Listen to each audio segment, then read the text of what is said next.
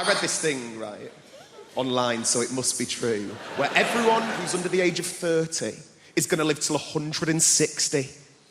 Like, you look tired now. 160! I don't want to be sat in a flat, leaking, liver spotted. Your ears and nose, they never stop growing. I'm going to be sat there looking like I work at bloody Gringotts Bank, just like... And I think if I get to 160, I'm ending it. I don't know how you do it. What are you going to do? Sort of suffocate yourself with a bag for life? I reckon the best way, and maybe like a toaster in a bath situation, but it'd be one of those like sit-down baths with a chair and a door, and then you have to wait for it all to fill up. You put in a bit of matey for a last bit of luxury, and then you go, oh shit, I forgot the toaster, and then you have to wait for it all to drain. You open the door, you go out onto the landing, down a stair lift, into the kitchen, you go, what the bloody hell have I come in here for? It's never going to happen.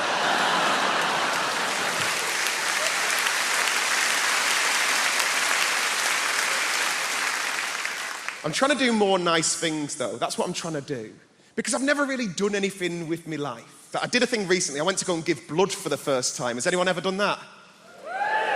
It's just one woman like, yeah, I did it today. It's amazing, but I thought you did it in like a hospital or like a sanitised medical centre. You don't. You do it in like a rugby club or like a methadone church, right?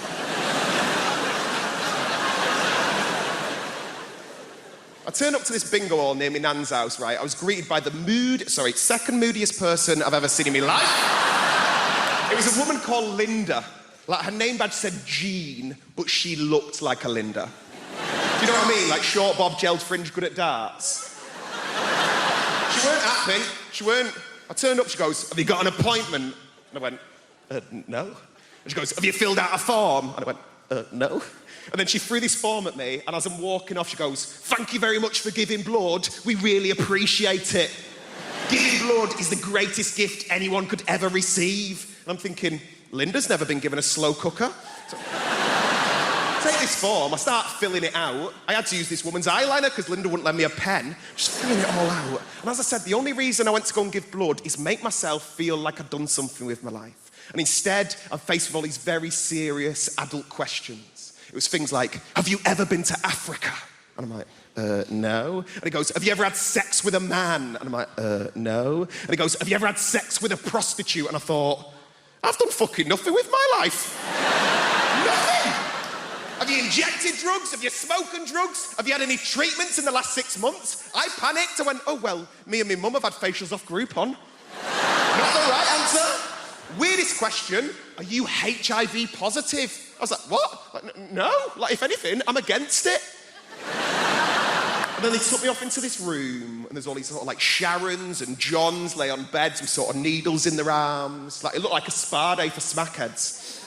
Put a belt round my arm, not even a nice belt. They spanked it a bit, they told me to relax, and then they whipped out the biggest flipping needle I've ever seen in my life, and I just fainted. Completely fainted. I can hear all these muffled voices, and then I can hear Linda's bellowing voice just going, I knew he'd be a fainter. I'm like... By the time I'd come around, all these people are trying to help me out, and Linda just parted them. And her way of trying to make me feel better, her way of trying to make me feel like a proper grown-up was going, would you like a glass of orange juice and a biscuit? I was like, no, Linda, I want to have sex with an African gay man for money. That's what I want to bloody do.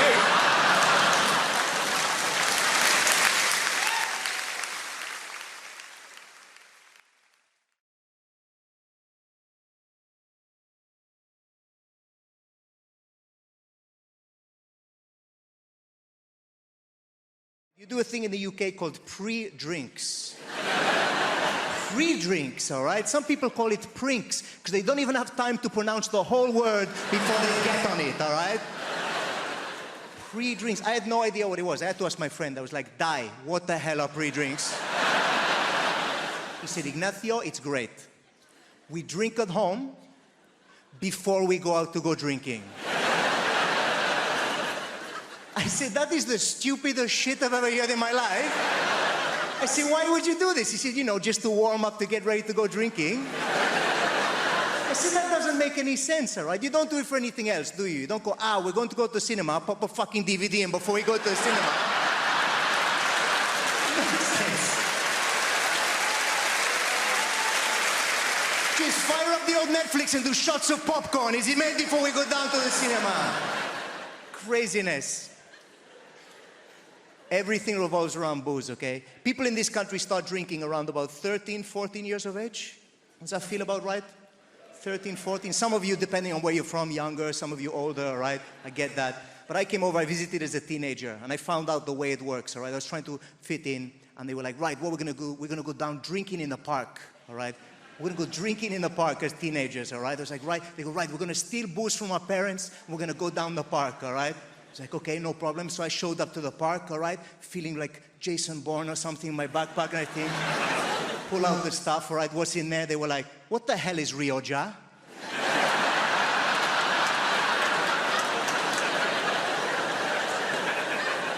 Like, it's Rioja. Does anyone have a corkscrew, actually? Because otherwise we're going to be here for a while.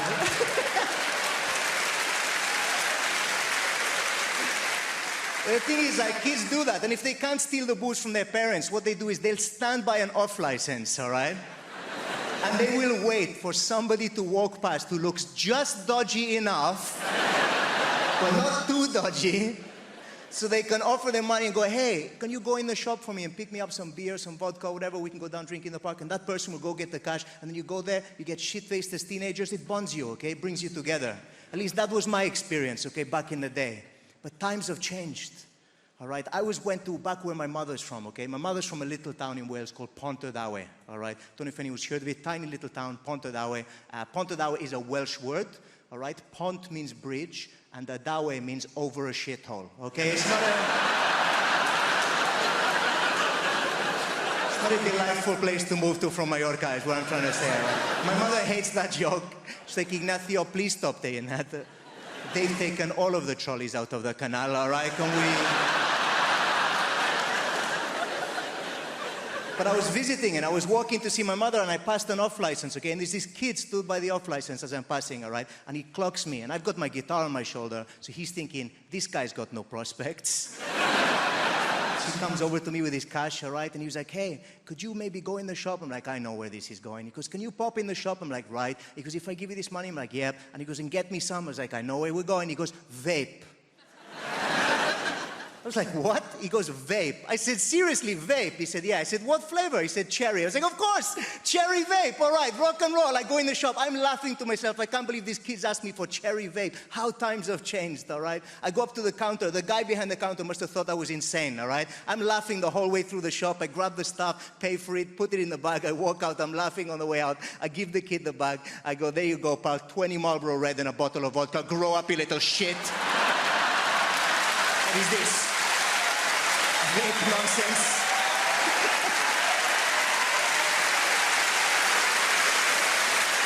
To be honest with you, I'm bisexual, but during lockdown, I'll admit, I was strategically gay. I think that was the only way to go. When dating became such that you had to meet strangers in parks, and also you had to believe the other person when they said they washed their hands. I'm not doing that with men. I also think that ultimately, if you are bi, I don't really know why anybody would be choosing men. Yeah, no offense, it's just that we smell better and you're violent. So...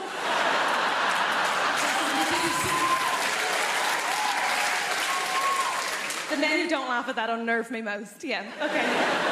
Good lad, join in. Okay. There are good things about being broken up with, I think. One of my favourite things is that I had to get my house sorted, so I got a bunch of DIY done.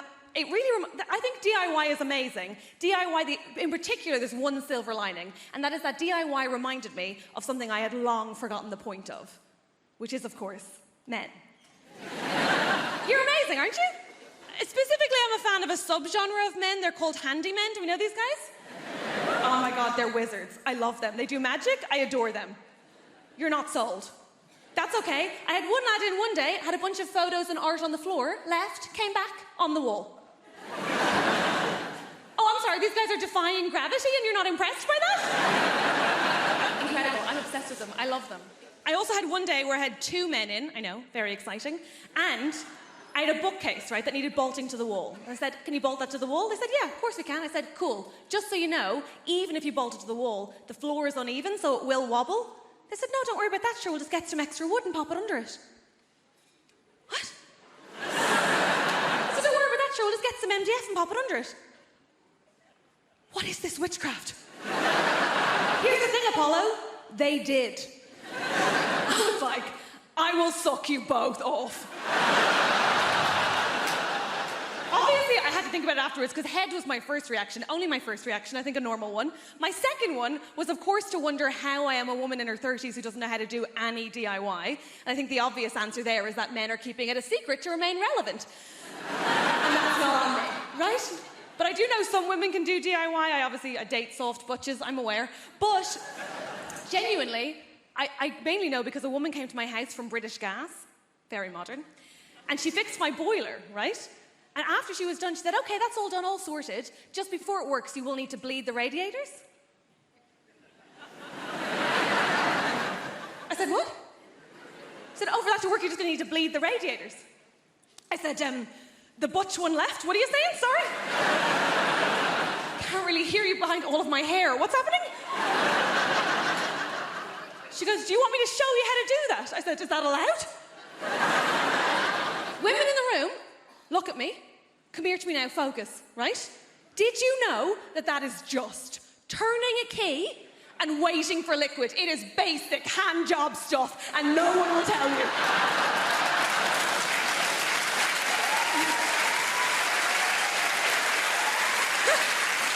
Here's the thing. Every man in my life has acted like that as a state secret, right? This man's furious, I'm telling you. You now have all the information you need. You're free, run.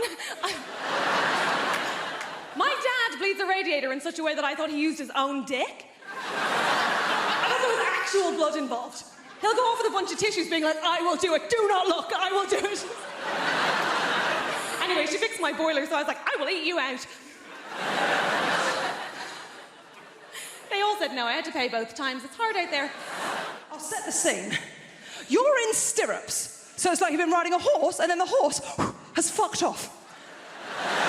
And you've tumbled over and ended up, in my case, in the back room of an NHS hospital.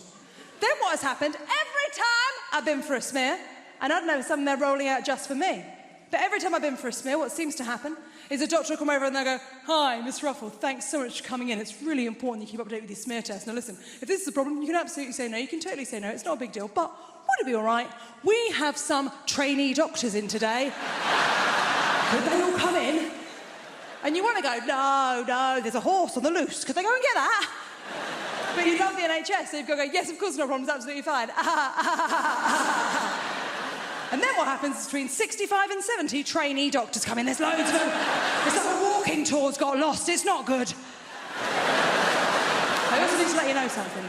People in the room that haven't been to a smear, I need to let you know something. When you're having your smear, you feel a little bit silly. You feel a little bit silly, and I'll tell you for why. T-shirt, nothing. Little pair of socks. A little bit silly. You feel a little bit like Winnie the Pooh.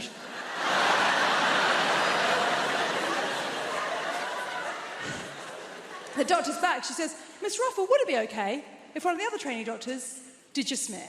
And you want to say, no, can I have someone who's had a crack at it before, please? But you love the NHS, so you've got to go, yes, of course, no problem, it's absolutely fine. And then what happens? The trainee doctor came at me like this.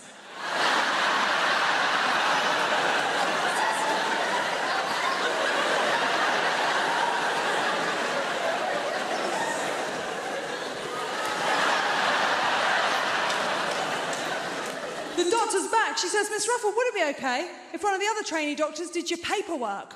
I was like, yeah, once I'm a chuff, fill that form, carry on. So she goes, you're Susie Ruffle. I'm like, yeah, that's me. She goes, okay. First question, what are you using as contraception?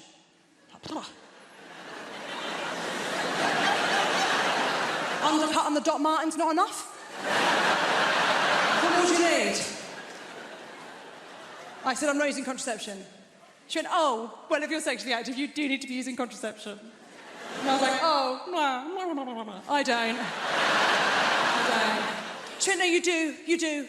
Because even if you're using the old-fashioned technique or, the Catholic technique, nothing about what I am doing is Catholic.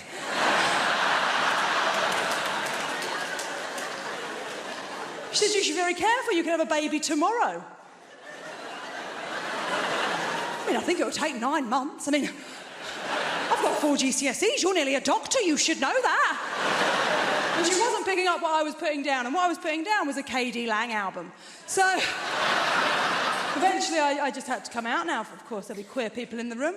You know what it's like. Sometimes you have to come out in situations where you didn't know you were coming out that day. You hadn't put it in the diary. So I had to say, I'm a gay lady. I'm a lady that's gay. I'm a glady. And the one that was down here doing the jiggery-pokery, which I think is the official term. I said I'm a gay lady, and she popped up like I'd birthed her. So, whoa. She is a lot older than I thought she'd be, but we are very proud she's a doctor. I said I'm a gay lady. She popped up and went, oh, right, that makes sense. Snug. That's not a medical term, is it? Has that gone on my record? Snug, what a weird word to use. Because it sounds like she's looking down there and she can see the back end of a Tudor pub. Whenever I talk about my Prosecco paunch, there's always a very specific laugh in the audience. I've learned to recognise it. It's just over there tonight. It's this. And I know what it is now. That is the laugh of a thin yoga woman. And I know what the laugh means. The laugh is like, that's funny, but I'd kill myself if I looked like you. But I promise you, there's advantages to having a Prosecco paunch. Make some noise if you got one. 2 female will laugh for the bodies in the room. Don't be shy, lads. I can see you. It's quite well lit. Let's try that again. We're all being honest about ourselves. Give us a cheer if you got a Prosecco paunch. Boys, boys, boys. The thing is, if you have a Prosecco paunch, there are advantages to it, right? 2 main ones I can think of. Number 1, I don't want to be crude, but I can take some hammer. Yeah, it's true. I can give you a list of names that can attest to that as well. Not surnames.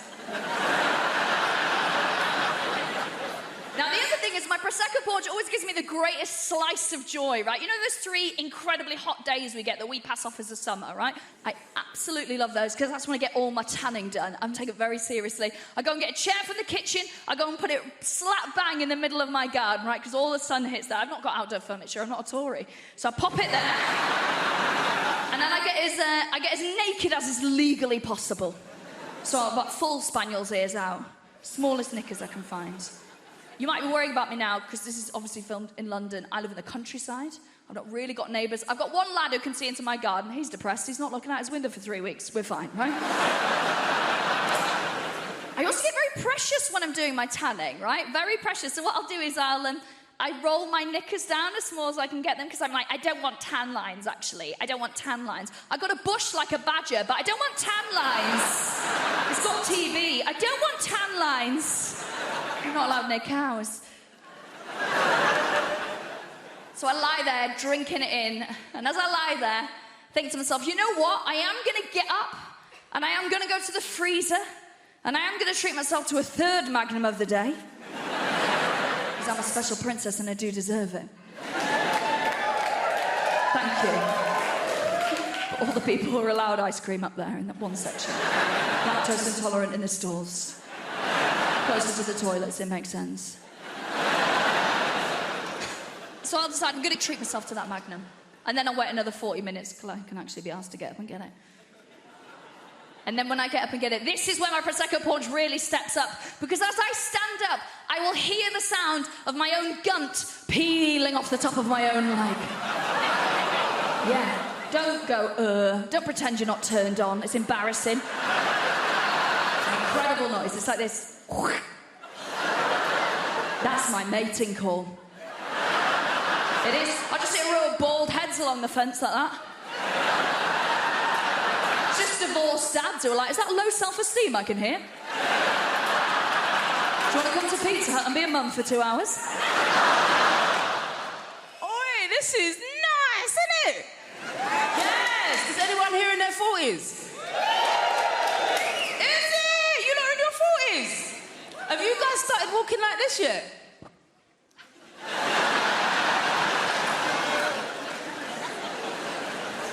It happens like clockwork, you know? It's mad. Like, I'll be walking around the co-op like I'm in an art gallery, just... reduced by how much? Not enough.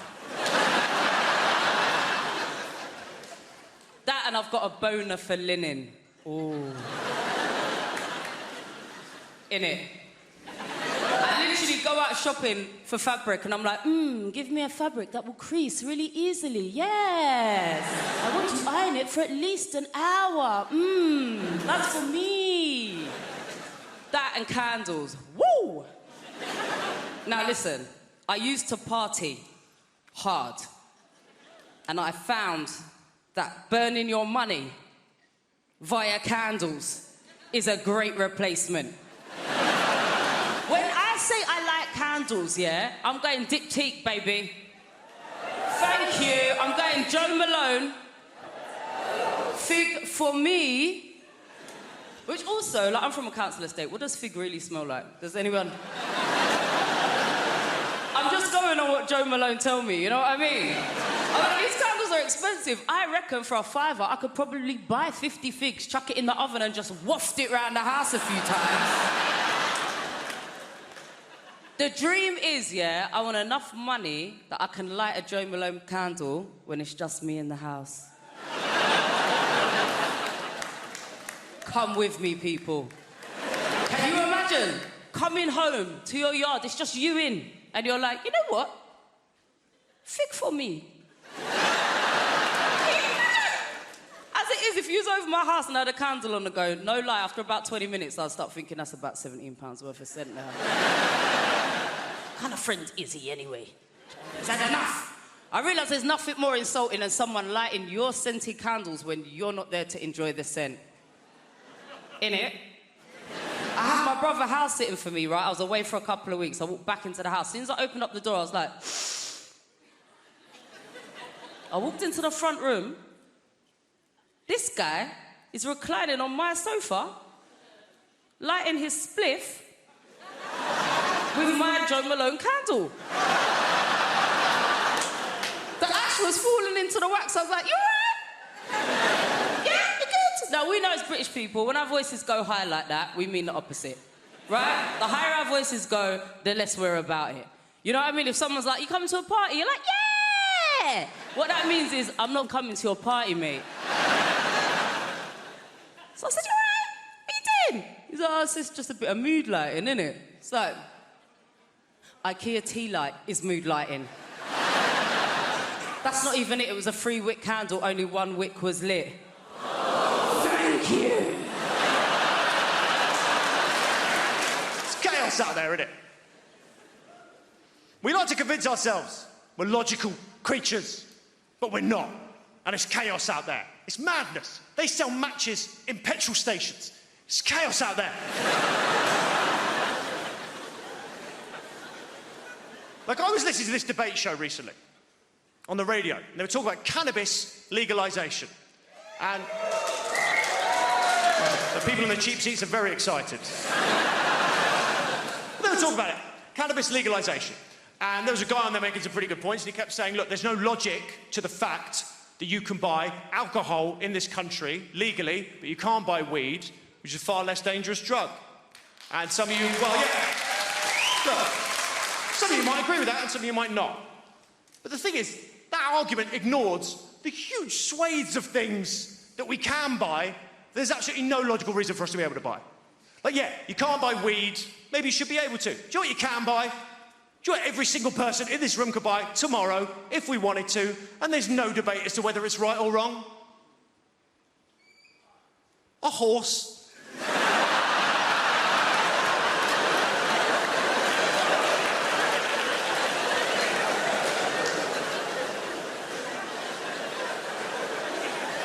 You've taken that very well as an audience. You know what a horse is, right, mate? You know what a horse is? Massive furry van with no respect for human life. You know what a horse is? Stand behind it, kicks you in the head, you're just dead, you can just buy one. Does anyone else find that weird? Anyone can buy a horse? Anyone can buy a horse. Anyone. I live in a 3rd-storey flat in South London. I can buy a horse, ride it down the high street, take it up the stairs. I've broken no laws. It's harder to buy scissors. Maybe you don't believe me. I get that. Maybe you don't. Frankly, I didn't believe me. I wrote this routine. I was like, come on, Sean. God, you can't just buy a horse. You're going to need land or permits or something like that. So I went on Google. Not only can you genuinely just buy a horse, right? I am not making this up. Do you know how much it costs? £40 for a horse. Do you know what a horse is?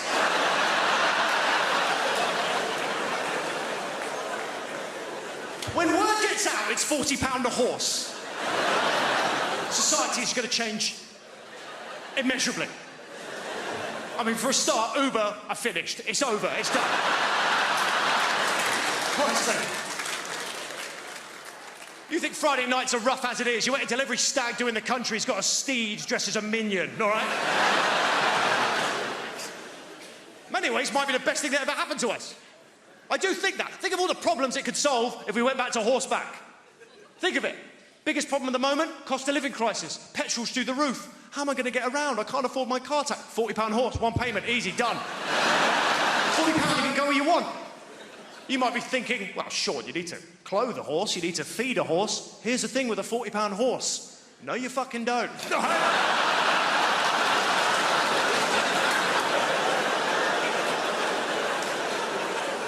It's a £40 horse. It's a £40 horse. It's a £40 horse. What else are you going to do? Just leave it at the side of the road. It's like those scooters. It's easy. What else are you going to do with a £40 horse, please? You wouldn't trust the glue to hold up a pin. I sort of feel like if you've got enough money, you can sort of just pay somebody to diagnose away your shit personality. And I consider that money well spent, by the way. I would recommend it to you. Prick. No. I actually have bipolar disorder. That's why I've ruined your birthday. Poor me, actually.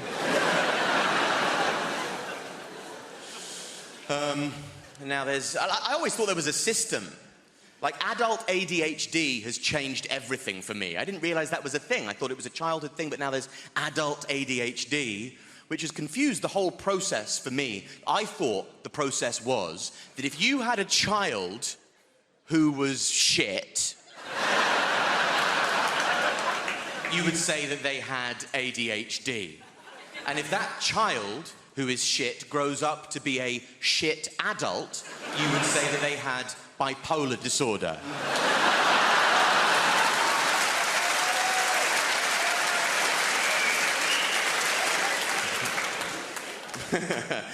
Footnote, I've been diagnosed with both, so don't write in, camera people. Anyway, a lot of people might suffer with mental illness, and that's, you know, it's a pervasive phenomenon.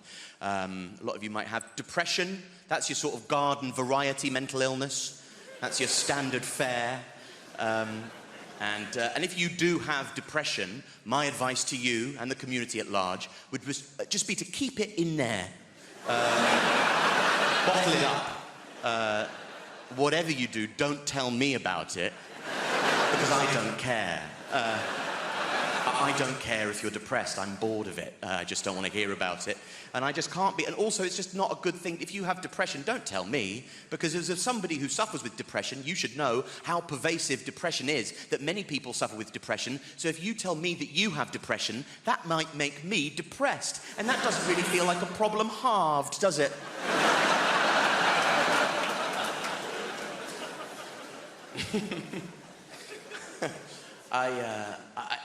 It doesn't. It's like, it's not, I just don't tell me about it, you know? Depression is an economy based on resource scarcity.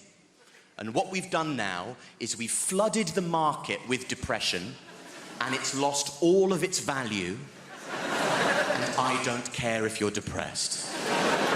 Depression is currently in its Weimar Republic era of hyperinflation. And we're all wandering around with wheelbarrows full of depression going, would you look at all of this depression? And I'm there going, That's actually not as much depression as it looks like. That won't even get you a loaf of sympathy down the shops these days. My friend said to me recently, with the confidence of a man saying something new, that's lovely. He said, I just think we need to talk more about male mental health. Oh my God, how could there possibly be time to talk about it any more than we already do? We are talking. I know that we all have different perspectives, different cultural backgrounds. I can see you, or feel you rather, like moving away from me. Okay, let's all keep light-hearted about this. I don't want to have to say only joking, given the context of what this is. Sometimes people come up to me after shows and say, I don't like female comedians. They talk about sex too much. I say the reason why women comedians such as myself talk about sex all the time is because, well, sex is one of the few things men allow us to participate in. I am an identical twin. I know. I get asked, how do people tell you apart? And the answer is it's pretty easy, because I live in London and she's dead.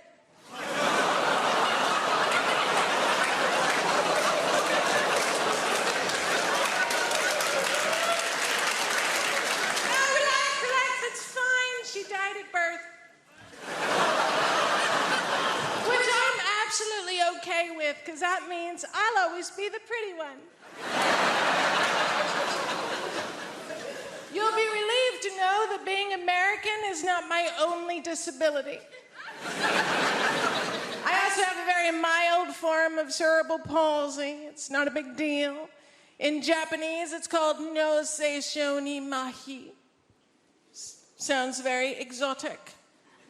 In French, it's called infirmité motrice cérébrale, and sounds much more expensive. I was going to learn how to say it in Russian, but Putin's not my president anymore, so. All it really means is I can't use the muscles on the right side of my body very well, even my face to a certain extent. God help the man hoping for a return on a left cheek kiss, because I will bite your face off.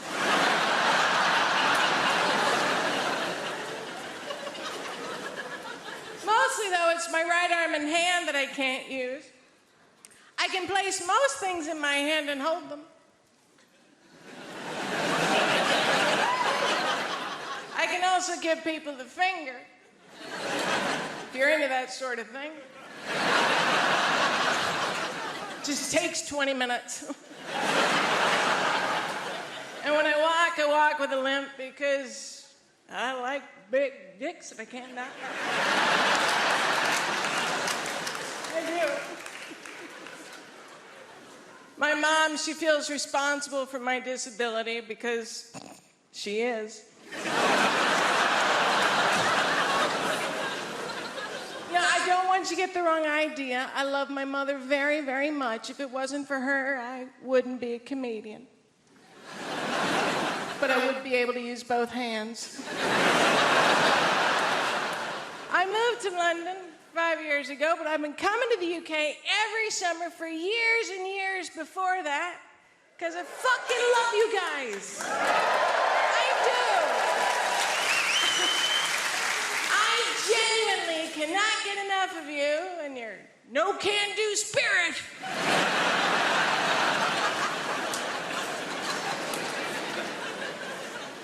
Also, as a disabled person that can't drive, I've figured out that countries with obvious alcohol problems have pretty decent public transportation. You people drink a lot. There's been a strike going on, and I'm still getting to gigs. That's how much you drink.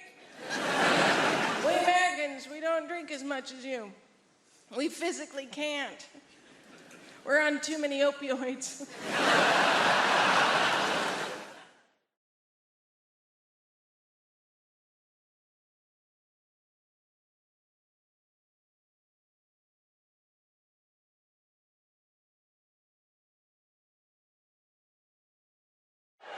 It's lovely to be here. I've come all the way from Brighton. just in case you're wondering what this haircut is about. Might be a new face for some of you people. Don't panic, the BBC invited me here because they needed a beige lesbian. So I'm just here to tick some boxes. Not your box, madam, just a metaphorical box. I'm half Spanish, that's what's happening there. I've got a Spanish mum, and she lives here in the UK. It's all very legal. She's lived longer in the UK than she's ever lived in Spain, but the brilliant thing about my mum is that she's never lost her accent. She's done very, very good. She's done at least lost the words she cannot pronounce. Lost the words she cannot pronounce, huh? My favourite word that my mum's never been able to pronounce is my brother's name. It's not even a difficult name, his name's Stephen. I don't know if you've noticed this, Spanish people, any word that begins with the letter S, they struggle, right? So my mum doesn't call him Stephen, she calls him Steven.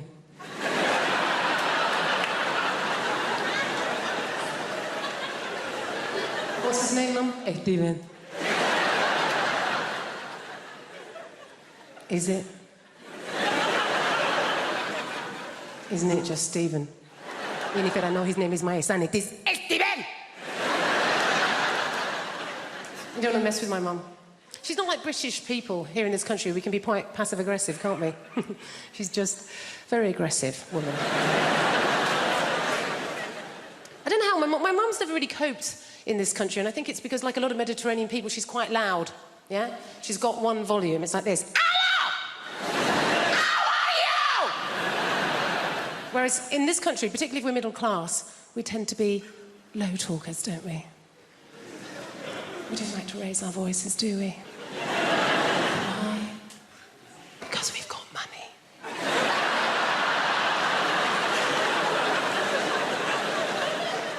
And we just assume that if you are raising your voice, well, you're probably poor. Or worse, foreign. Great thing about having a Mediterranean mum is they feed you. Oh, my God.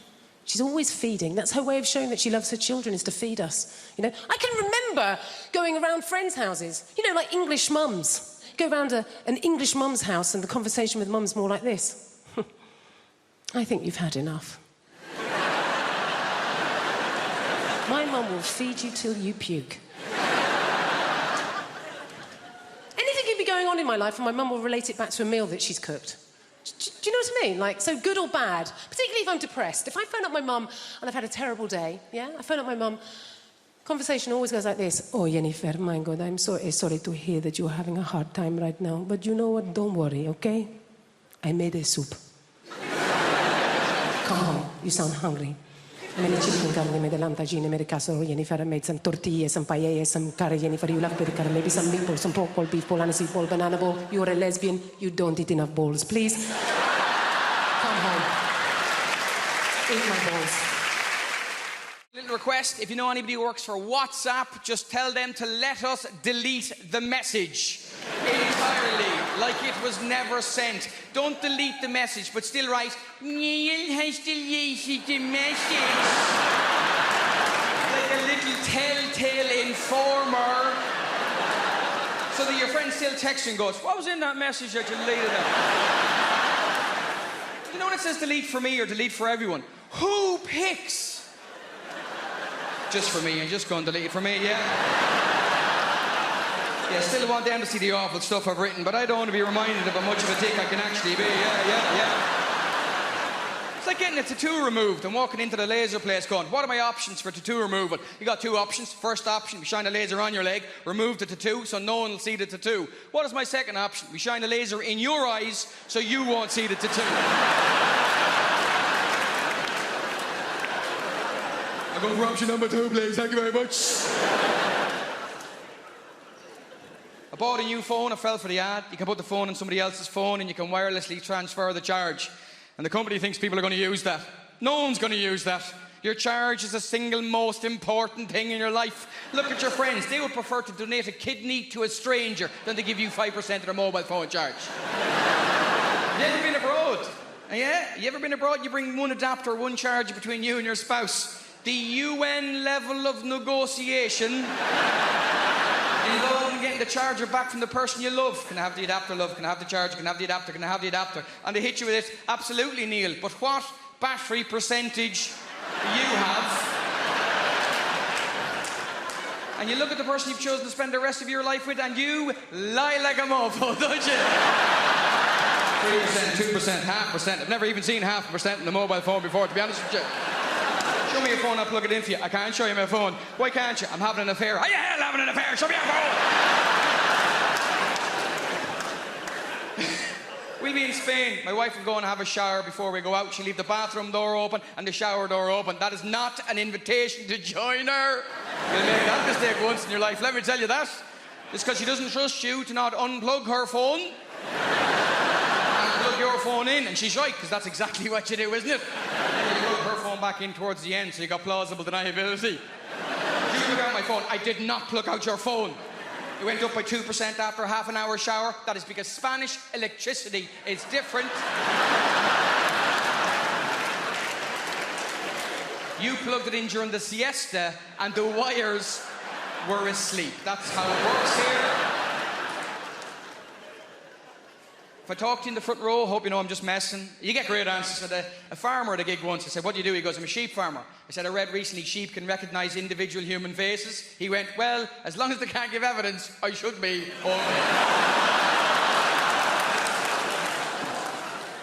I had a South African man at a gig in Dublin once. I said, where are you from? Big blonde guy. He goes, Cape Town. I said, Cape Town is beautiful and warm and sunny. How did you end up in Dublin? He went, I got in the wrong container.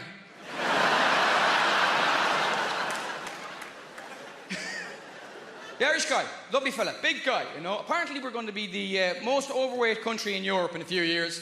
And they tell us this like it's bad news. Oh, it's a catastrophe, it's a disaster. It's good news, ladies and gentlemen. Only 180 years after the worst famine in Western Europe. I call that a comeback, ladies and gentlemen. No one else has bounced back like we have. Those people in Pompeii just died. If they were Irish, they'd be selling lava lamps by now. Romantic, that's my problem. I love romance. Oh, I want to be in a relationship. I want to try edible pants. You can't edible solo, they don't let you. I'm absolutely fascinated by them. Here's why. It must be someone's job to keep edible pants from being too delicious. Because they've got to be okay in context, but there's a team of scientists that's working day in, day out to make sure that none of us start craving them. Struggle being single. I'm a pick-me girl. Do you guys know what that is? A pick-me girl is a type of woman who's like me. I'm not like the other girls. Why? Because I like live music. Shackle me. I do like live music. Like sometimes I wonder if anyone's going to see the band Placebo thinking it was The Cure. So I do think about that stuff.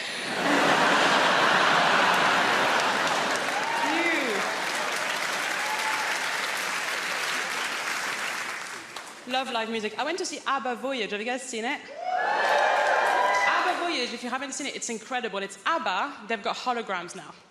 But just before going into ABBA Voyage, I found out a little bit of industry gossip, and I'm going to share it with you because I was pissed off. ABBA, the band, they're not even dead.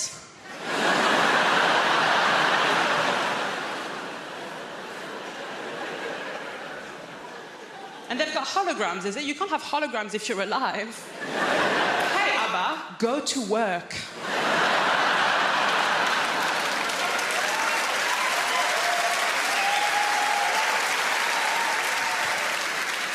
ABBA Voyage, it's amazing. From start to finish, it's them at their best. They were 28 years old when they recorded it. Start to finish, them at their best. A bit like this. So, ABBA Voyage, at the end of ABBA Voyage, sometimes the real ABBA, they come out. But the problem is that at this point in your life, you've only known them as hot 28-year-olds. So when 76-year-old ABBA comes out, it doesn't look good. It doesn't look like them. It looks like their parents have come to pick them up. am a pick-me girl. I lie about my interests constantly, I do. My new thing now is I pretend to like football. Now, I want to like football, I really do. I really respect it as a sport. My problem is too much of it has happened. And no one will let me catch up. Like, everyone needs to stop playing for like 5 years, and then I'll start casual, season 1. Episode 1. Now, the real reason I'm trying to get into football is because, basically, I met this guy. Thank you. And, oh my God. So he told me that he could have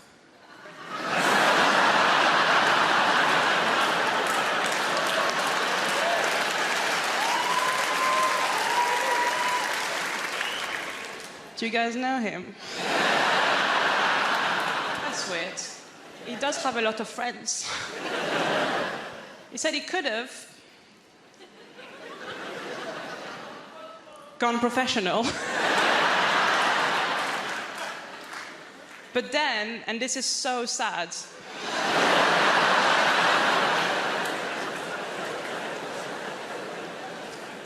just before the trials,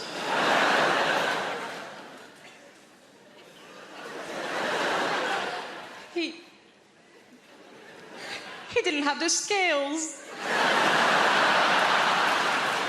He didn't have the skills, the work ethic, or the natural talent. So close. Liverpool has a strange relationship with Manchester as well. Is anybody in from Liverpool? All right, thought we might have priced you out. Not to worry. I love Liverpool. It's a beautiful city. And I remember when I first went over there, I support Manchester City, right? That's my football team. And I remember going over there in my Manchester City shirt, and I stopped this bloke at the train station. I said, listen, mate, I'm a bit lost. I'm trying to find the docks. Can you help us out? And he turned around and he went... Which is a word in Liverpool, right? Honestly. It means you're not welcome, right? You pick it up quick enough, right? Eventually he got to some sound, he went, hey! Because they're naturally witty, they're born with that, right? He said, what are you doing over there in Liverpool?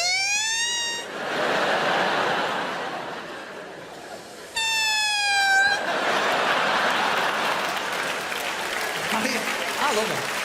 I do. Now, at that stage, you're tempted to say calm down, but that makes things worse, right? You don't like that. I was very brave, though. I looked in the eye and said, listen, I asked you for directions, officer. You are bang out of order, mate. Keep it down with it. But football, you know, has that problem, doesn't it? There's a lot of cities hate each other just because of the football. You know, I support City, and obviously Manchester United is our nearest club. And we got any United fans in? Of course we have. We're in Hammersmith. There's always a United fan. Every gig I do, there's a United fan. They're like rats. You're only ever 3 metres away from one of the bastards. Everywhere you go. Everywhere you go, you're red.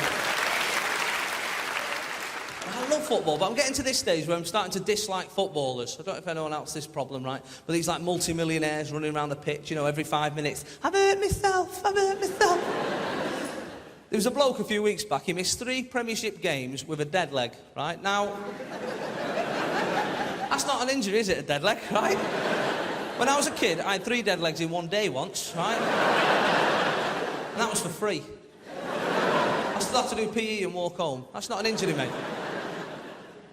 My granddad's favourite footballer was a German goalkeeper called Bert Trautmann, right? Now, in the 1956 FA Cup final, does anyone know what happened to old Bert?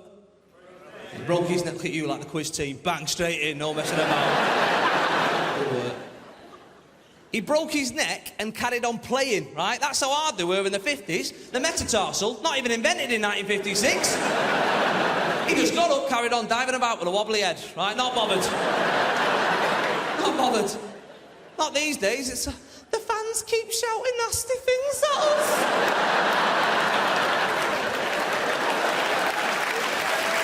Me up. It's right, isn't it? And I'm there in the crowd watching, thinking, do you know what? You're on 60 grand a week. If I think you're a knobhead, I'll tell you, right? And that's the way it should work, because if I was on that sort of money, I'd take it as well. Do you know what I mean? I'd stay an extra half hour at the end of the game just to take it. You don't know, bed? Yeah, I don't know. See you next week, lads. God bless. Your mum's in our bed. Yeah, but you should see her house. See you later.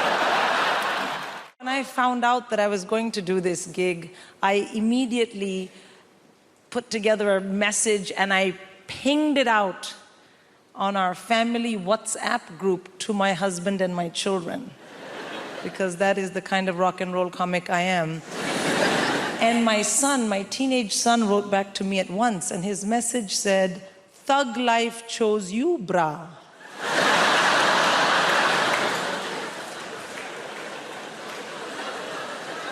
And I was like, oh shit, my child has joined a gang. I mean, what kind of language is this? Thug and bra. It had 2 R's, but he's a terrible speller. And I was like, oh no. And the other thing is, I thought, this message is not for me. This idiot has sent me a message by mistake, which is for a gang member. What if the next message is something much worse? And that really bothered me, because well, this was my moment. I am going to Apollo. Like, if I'm going to find out you're a criminal, can we do it next month? So I wrote back to him in all caps, because as a good Indian mother, I mainly shout at my children. I wrote back, "This is your mom." And he wrote back, "I know, gigging like a boss." Thank you. A boss. Yeah, B-A-W-S-E, boss. And also, please do remember as you listen to the rest of my set this evening that I didn't choose it, but the thug life chose me. That's right. So I have kids. Of course you love your kids and it's difficult to raise them. Small kids are very easy, I find. The biggest downside of having a very small child is they are very boring. Yeah, they want to show you they love you by talking to you all the time, but everything they know, you already know.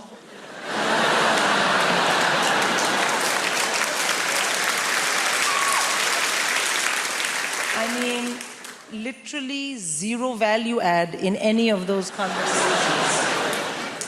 But you do it anyway because they're your kids, you know? And you know what people say, small kids, small problems, big kids, bigger problems. And the reason is that as your kids get older, you have to discipline them properly. And I find this very stressful because I'm born and raised in India. So what I consider robust, healthy, high-quality parental discipline is frowned upon in this part of the world. That's not true. It's illegal. I know because I have checked. And I want to have really well-behaved kids, but that is no use to me if I am in jail. So, I have to learn what you guys do here. And the big thing here is teach your kids about action and consequence using a multitude of techniques. So you have something called star chart. You know what star chart is? Yeah, no, let me tell you, sir. Star chart is you find something vaguely not negative that your child possibly might be able to do and then work it into the conversation and give them a star. Thank you for not kicking me in the face today. Here's a star. And then the other one, action and consequence, naughty step. You've been terribly behaved. Kindly go relax on the staircase.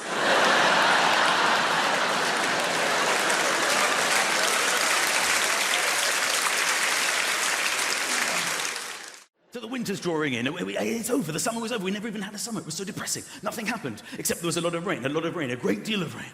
More rain ever since records began. Yes. Not that we have any idea what that means. There was this strange period in history with no records at all. People would leave their homes and go, it feels slightly different to yesterday. Is anybody writing this down? And then after a period of time, somebody said, enough's enough, I will write this down. I would like to announce that records have begun. That first day must have been quite a record-breaking day, don't you think? It's the hottest, wettest, windiest day since records began! This morning, I've only just started. I've said about the wind as well on the weather. Who cares about the wind? Could it be a stiff northeasterly breeze? I'm not sailing to work. I don't give a shit. People see that and go, I'll leave slightly later with the tailwind. I'll be there in half the time. Woo! Then the clocks are going to change. Nobody knows when the clocks are going to change. They change on a Saturday night. Nobody knows it's going to happen. Everybody the same every Saturday night, every year. They don't know which way or what's going on. You only find out about it late on Saturday night. You overhear somebody, excuse me, what was that? The clocks, they changed. When? Tonight? Oh! Darling, the clocks, which way? They go back! Is that the good one? Is that the good one? How many years do we need to be alive before we know when they change and which way? An extra hour! Woohoo! The only thing we can look forward to, ladies and gentlemen, in this winter is snow. It's the only thing that gets us through, because the weather's terrible, but snow is the holy grail. Nothing beats snow. And normally, we get one day of snow, and you've got to hope that it snows overnight, so you can be snowed in. Earlier this year, it snowed in the middle of the day. You don't want that. I was waiting for my bus, and where I live, there's no tube. You have to wait for the bus. The buses actually originate there. The bus is already there. So it's even more frustrating. I'm waiting for the driver. We've got everything we need. We're looking for people. Can you drive this thing? And that's when the snow came. Amazing, instantly landing snow. The best of snow. I mean, the most unbelievable snow. And then I realized, oh my God, I could get snowed out. This is not what I need. The driver shows up. And he says, ladies and gentlemen, I regret to inform you, due to the chaos on the roads, it's been snowing 8 seconds at this point. We're cancelling the bus. There will be no running of this service. And we're like, well, hang on a minute. We bought our tickets. What are we going to do? How are we supposed to get home? There's no way to get home. What are we going to do? And he said, don't shout at me. I actually live at the other end of this bus route. I take this bus home, and then I'm relieved by another driver. And we're like, well, this is a very interesting development. How are you going to get home? There's only one thing to do. Walk. It's the only way we can get home. It's the only way at all. I'm like, fine, okay. So we walked the bus route, led by the driver.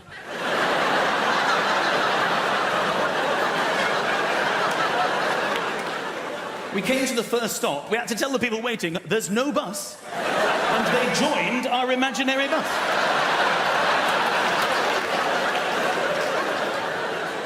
It was getting bigger and bigger. I looked behind us, I could see the next imaginary bus. Not a bus, just people walking. And it was catching up fast, because no one to pick up from the stops. And the driver saw this as well, and he turned around. He said, when we get to the next stop, don't tell them anything. Keep walking, they can get on the next one. We're I thought this was one of the funniest things that ever happened to me. I said to the woman walking next to me, I said, this is hilarious. We're on an imaginary bus. There's a driver. There are old people walking. This is funny, right? And I thought we were on the same wavelength, but now I remember I was doing most of the talking, because she said, I'd love to chat, but this is my stop. She got down to an actual bus stop and then walked in the direction we had just come from. This year, I did no lilt February. Thank you. I know, it sounds impossible, but you take it one day at a time. Did I have any today? No, you're a legend. It gets hard around the middle of the month, you get the cravings. It's called lilt guilt. You're like, oh, I bloody love the lilt. As the night where you go to the shop at midnight, you kick the doors in, where's the lilt? And they're like, we don't stock it anymore. Like, ah! So you try and make your own hooch lilt, you know, you get a pineapple and a grapefruit, and you add in batteries and a horse's head, and you're like, it's good, but it's not totally tropical. Did that joke in America recently. Turns out they don't have lilt there. So, this is it. This is all I do. Imagine if this was your actual... I go like blah, blah, blah, and you go, ah, ha, ha, ha, money. Can't believe I get away with it. You do actual, proper London jobs. You know, like blacksmith, you know? Farrier. Brunch DJ. The big three. I tell you, I do not trust. People who work in offices, I know, right? What are they doing? Nothing takes that long. They're planning something. They must be. Do you know? Do you ever call in to visit your friend in an office unexpectedly? Everyone just shits themselves. They're like, what's he doing here? Cover the screen, lie across the spreadsheet, get him out. Kind regards, warm regards, best. That's how they talk. In the email. Hey. I know what it's like in the real world. Look, sometimes I check in your world. Oh, gross, back to showbiz. And No, I'm very self-aware of the level of fame that I have. I was in a supermarket recently, and an older lady came up to me, and she put her hands on my shoulders, and she said, "You are vaguely familiar." And that is it. I did a gig in Wrexham, and I was at an ATM machine, and a guy cycled by, and he shouted at me, "Surprised to see you at an ATM machine." And I've been obsessed with it since then. What did he mean? Like, on the one hand, is he surprised I don't have a butler to go to the ATM machine for? No, I think it's the opposite. I think I'm surprised you have any money whatsoever doing keyboard horse shit.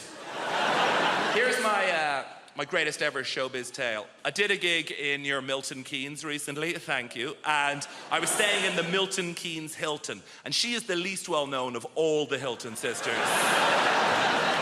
And I checked in after the gig at like 12:30. Room 303 is where this took place. Open the door, TV on in the room. Not that uncommon in the chain hotels. I guess it's to welcome you. But get this, on the TV is me playing the shitty keyboard on some show. Immediate thought is like, is this a service they provide to all guests? If so, no, it's the realization, this is it. I've arrived, and I waltz into the room, down the little corridor with the loo away to the left, and as the room opens out, there is a fully naked man lying on the bed. So they've given me the key to someone else's room, but he is lying there, watching me on the TV, and he looks up.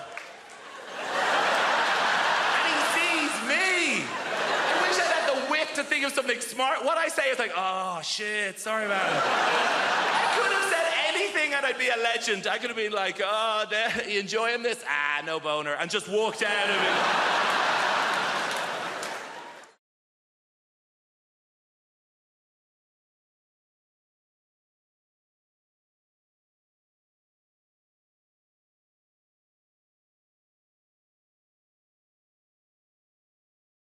I have a theory that masturbation is a kind of summoning spell for your own rational mind.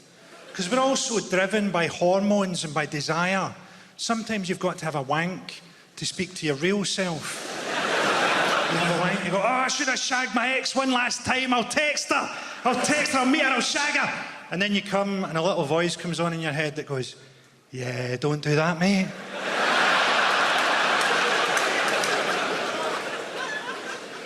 You've got to be careful with jokes, haven't you? Because not everybody's got a sense of humour.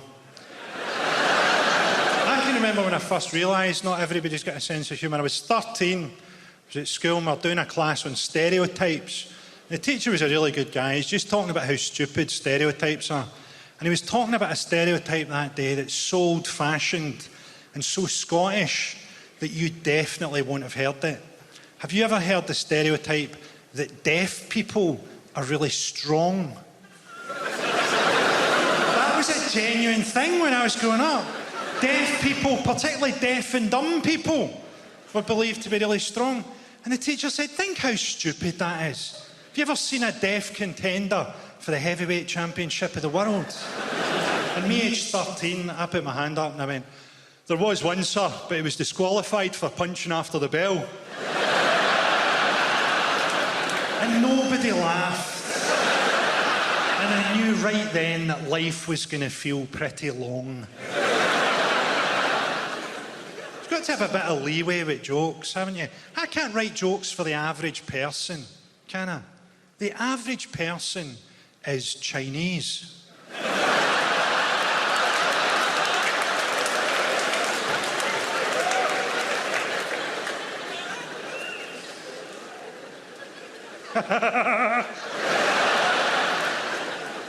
So I'm from Glasgow, a city where people think that hepatitis B is a fucking vitamin. To explain Glasgow's attitude to you, this happened to me recently. I was having a wee snooze in a park, because my career's been going really well lately.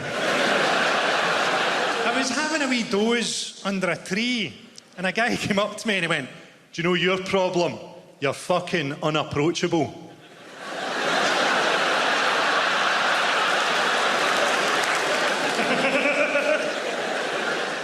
Glasgow's like an entirely negative city. I went to a coffee shop one time. 2 middle-aged women sat across from me, and they started to moan as they sat down about how long they thought the coffee was going to take. So nothing had happened, and they were both angry. And the coffee turned up, and the first one takes a sip and goes, "That's not very good, is it?" And the second one takes a sip of hers and goes, "I don't even like coffee." I think English people don't really understand Scottish attitudes. You think that we all just want to see the English football team get beaten. But actually, a lot of us would much rather see the team plane crash into an oil refinery. I enjoyed reading about Sam Allardyce. I didn't realise English football had a corruption problem. I thought the only problems in English football were racism, sexism, homophobia, match-fixing, gambling, sexual assaults and the failure to perform at major tournaments.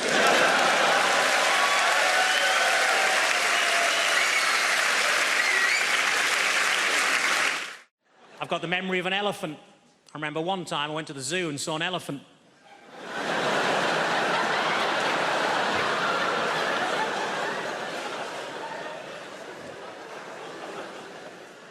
I was disappointed to find that Dunkirk wasn't actually a biography of William Shatner.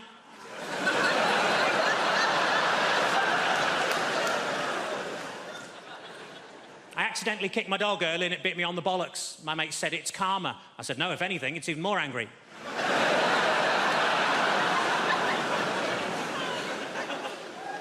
I tell you what always catches my eye, short people with umbrellas.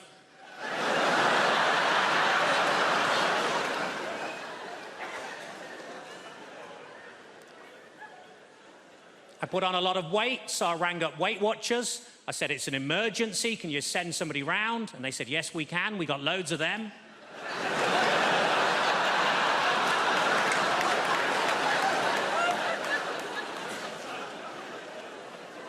I was actually thrown out of Weight Watchers for making sarcastic comments at the weekly weigh-in. As you can imagine, I accepted the decision with huge grace, because they threw her out as well.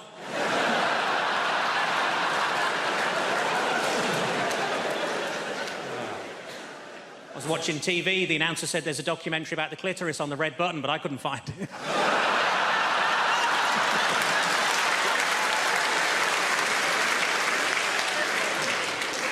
I was in a fancy lingerie shop. I said, are these knickers satin? He said, no, they're new.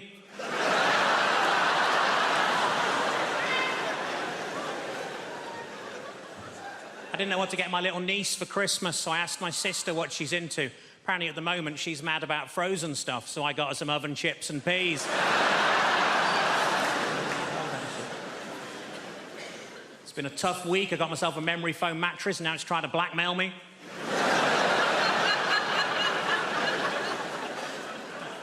As a child, I was made to walk the plank. We couldn't afford a dog.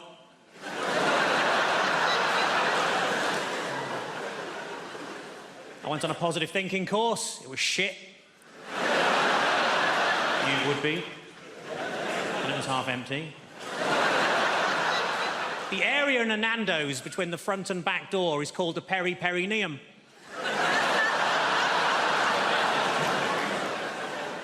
What I like most about that joke is that people who know what a perineum is usually haven't heard of Nando's.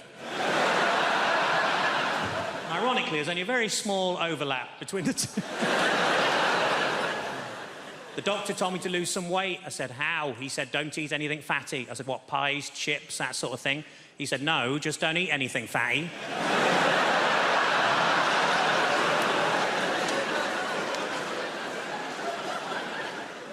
Old lady names are very much back in fashion at the minute, like Lily or Elsie or Rose, and we wanted something like that for our daughter, but we couldn't decide, so in the end we just called her Nan.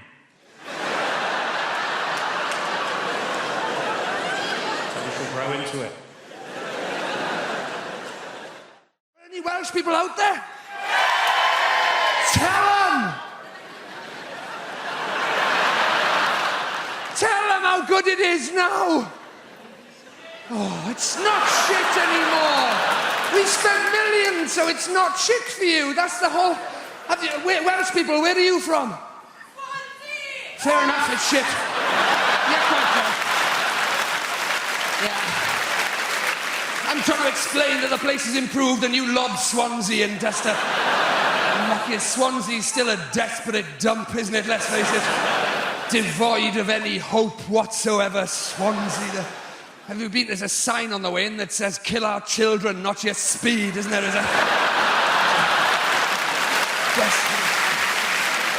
I'm talking about places like Cardiff and the places that have... Yes! These places have improved. We've had development money. We've done... Cardiff Bay, have you been there? Go there on holiday. It's lovely. We've done it all up. You've got cafes and bars. You've got the sea down there now. It's amazing. True, down where the shit was, that's all sea now, most of it. And it's going to be amazing when they finish it. Has anybody seen the posters of what Cardiff Bay is going to be like when it's all done? It's not. It's going to be amazing. There's going to be people chatting, laughing, texting. Welsh people, these are, presumably. Having interesting conversations over dinner. We're all going to be a lot better looking by the time it's finished as well. You look out. Where they're going to get these people with fashionable glasses and teeth from in Cardiff, I got no idea. You've got to admire their optimism, haven't you? Fair play.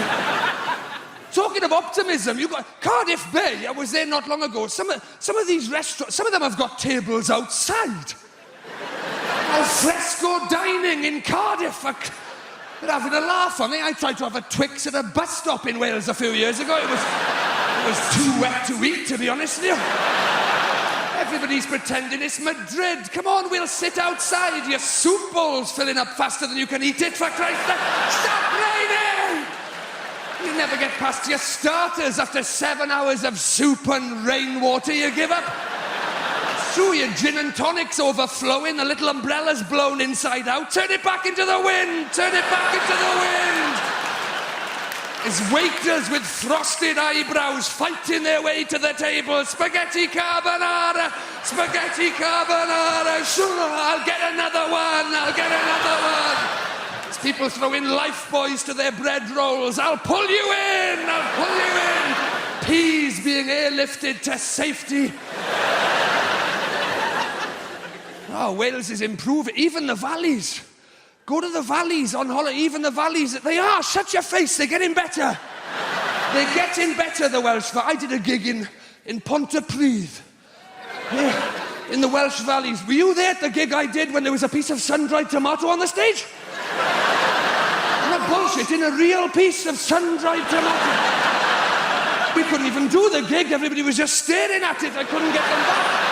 I couldn't get their attention. That's not local to your area, is it? The sun-dried tomato.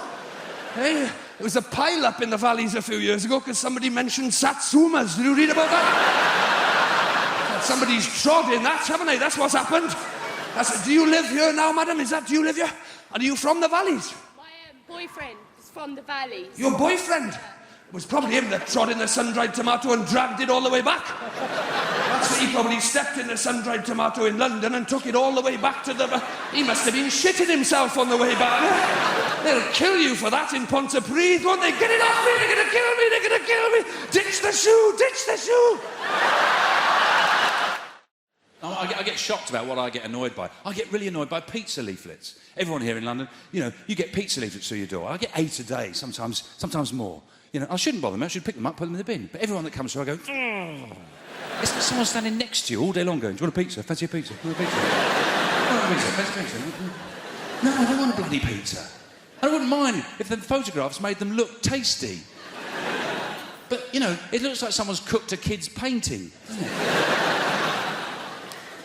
Another thing that annoys me, tea bags. Oh, God. Because they're not bags, are they? You can't put anything in them, you can't take anything out. That's the minimum you expect from a bag, isn't it? If someone said to you, can you hold my bag?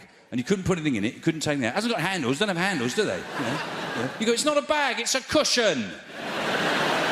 Should be called tea, sealed yet perforated paper cage. Suppose they can't fit that on the box, can they? I'd meet them halfway. Herbal prison of permeable mesh. I'm a reasonable guy. Another thing drives me mental. The self-checkouts at supermarkets. Oh, God. I come away from there. I don't not feel like a man. I don't even feel like a mammal. I feel like an amoeba when I come out of that place. Because nothing swipes, does it? I'm swiping, nothing swipes. OK, I won't have carrots this week. Then I can live without butter. The other day I was begging it to let me have a chicken. You know? No, just have a chicken. Just a chicken. I was rubbing it, banging it, swiping it. I'm going to leave the money here and I'm going, OK? You do your worst. Oh, I hate coming out of that place. Yeah? I walk up there with 2 bags of shopping. I come away with a can of Coke and an apple. And for some weird reason, the apple swiped. It hasn't got a sticker on it. It worries me. I get annoyed by the most... You know what really annoys me? Wrong numbers. People dial me up with the wrong number. But I don't get angry. What I do, and you should do this, it's great fun, I don't let on it's a wrong number. It's great fun. So someone rings up, you know, hello. They say, is Mandy there? You know, Mandy? Oh, yeah, just hold on a sec, just hold on a sec. Mandy! Mandy! Get your ass up here now!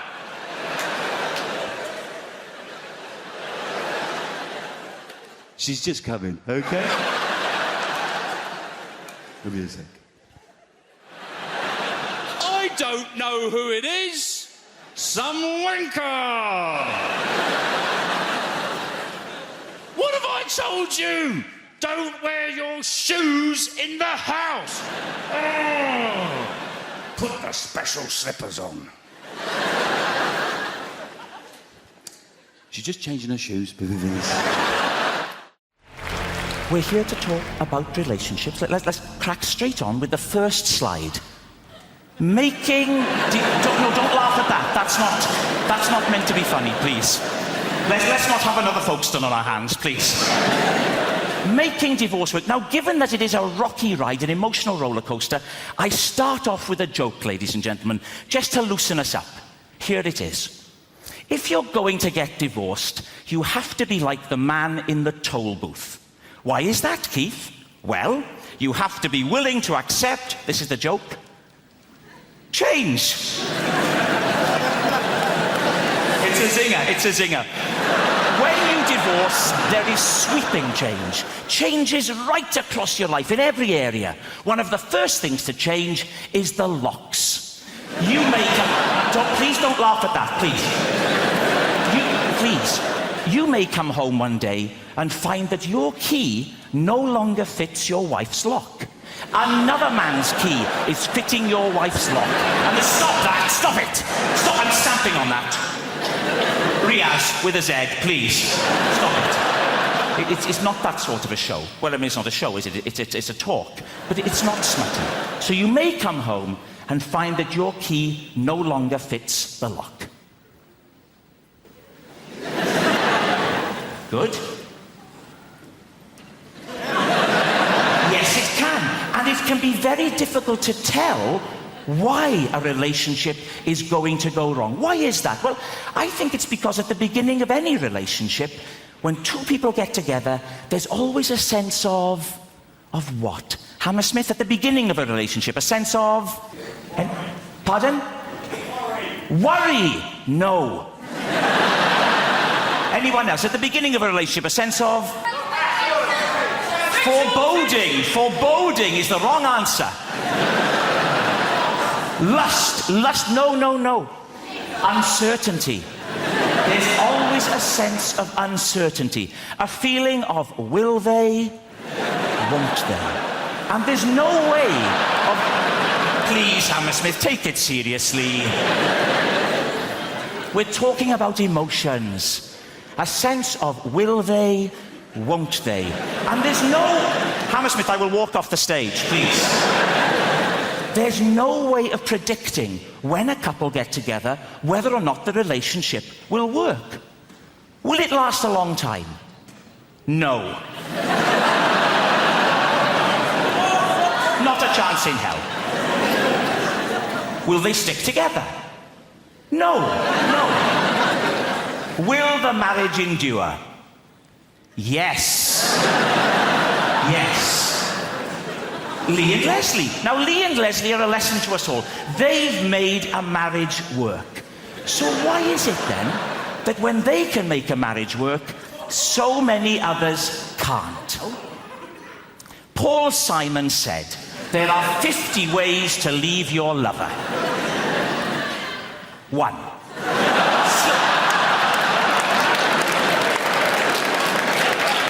Hammersmith, time out. Please start to take it seriously. 1. Slip out the back, Jack.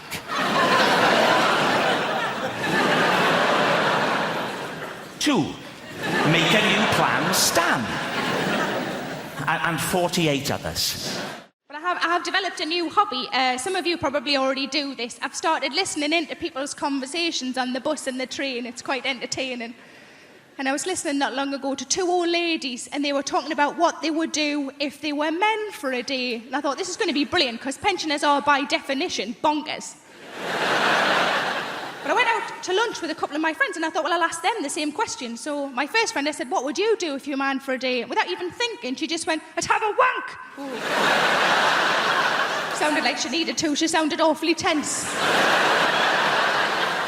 But these old ladies, different generation to me and my friends, in their 80s, and one of them just said, Edith, what would you do if you're a man for a day? The other one said, knowing my luck, I'd get a Tuesday. And what can you do on a Tuesday?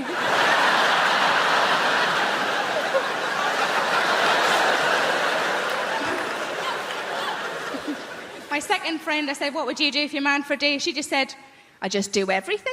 And I thought she meant like in a sexual way. And I said, is that what you mean? Like you just do everything? And I said, is that what you mean? She went, no, just all the little jobs round the house.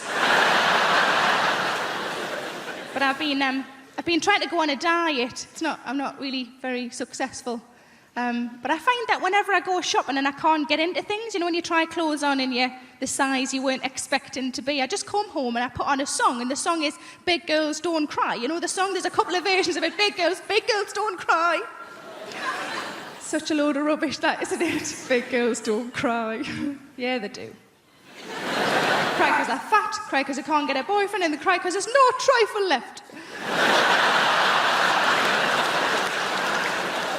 But I was on holiday in Spain last year, and I'm bragging, I know, and outside the hotel was a lovely pool, and I wanted to go in the pool, of course I did, but I'm not overly confident with my figure in a swimming costume, and I was watching the women who were walking in the pool, and these were like tiny, you know, these wafer-thin, tiny women. And I thought, I'm not going to walk in with one of them. If I walk in with one of them, people are going to think I've bloody eaten one. And I wouldn't anyway, because there's no meat on them. So what I decided to do instead is just to walk in with the children, because kids are all really fat these days. If I walk in the same time as a 9-year-old boy who's got bigger tits than me, nobody's looking at me anymore. But like I say, I don't have kids, and most of my friends don't have kids, but I think if you ask any woman who doesn't have kids what would worry them about having kids would always be childbirth. It's quite a reasonable thing to worry about childbirth. From what I understand, it changes you downstairs, doesn't it? It changes you downstairs. I quite like my downstairs the way it is, thanks very much. Certainly don't want a bloody extension. But it's bound to change though, isn't it? Because you're forcing a person out. That's what you're doing. You're forcing a person out. I've never forced a person out. I forced a couple in.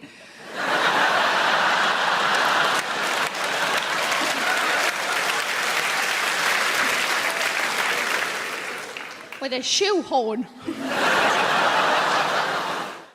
You don't need to be in the army these days to get a gun if you're a young person. A lot of gun crime on the streets, a lot of caps getting popped. I don't really know the solutions. I just know the problems. It used to be in the UK at 14 years old you could legally be in possession of an air rifle, which is not a proper gun, it's still SWAT, right? But that get moved to 17 years old, because you know 17-year-olds, they're dead responsible. If somebody was pointing a gun at you, you'd be going, that's fine, he looks about 17. You know, that's what he's done. 17 years old to be in possession of a firearm but you've got to be 18 before you can be in possession of fireworks. 17, you can shoot somebody dead, but you've got to wait a year before you can frighten the shite out of a cat.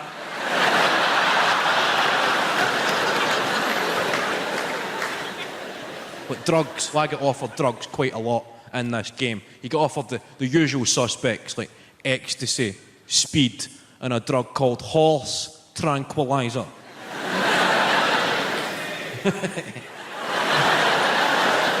You shouting yay or nay? There.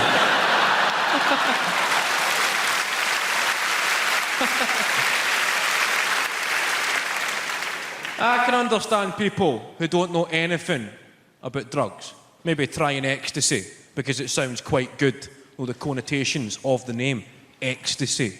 You think of states of euphoria and happiness. And then speed is pretty self-explanatory. Then horse tranquilizer. That hardly sounds the most sociable of evenings.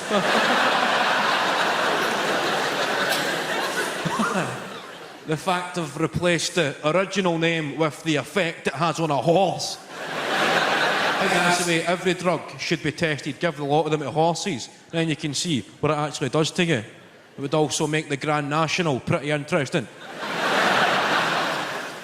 20 quid on the one that's breakdancing, please.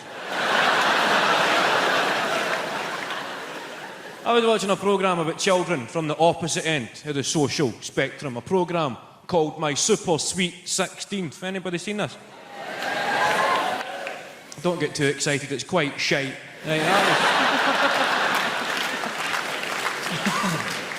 I was watching it about 2 o'clock in the morning when the TV's quite shite. Anybody watch late night telly? You ever been up that late at night when the TV just goes, get to bed? There's nothing to see here. People often ask what made me get into stand-up comedy. I always say my mum's side, that's the funny side. But it more or less started with school. When I was in school, I was dyslexic. I can hear the thoughts in the room right now. Oh my God, he's dyslexic. He can't play Scrabble. Oh my gosh. I think where comedy started for me, because I was a bit of a class clown, you know, and the thing is when you're dyslexic, it's not that you can't read or you can't write. For every child, it's always different. For myself, it was always my concentration would affect my education. Like, let's say, for example, I'm talking, let's say me and you are friends, bro. We're not being destructive, though, to the class. But everybody in this room remembers that one particular old teacher. She's like 172 or some stuff like that, yeah? And do you remember when she'd catch you talking and make a big meal out of it? So we're having a small conversation, then she'd notice me, particularly me, talking,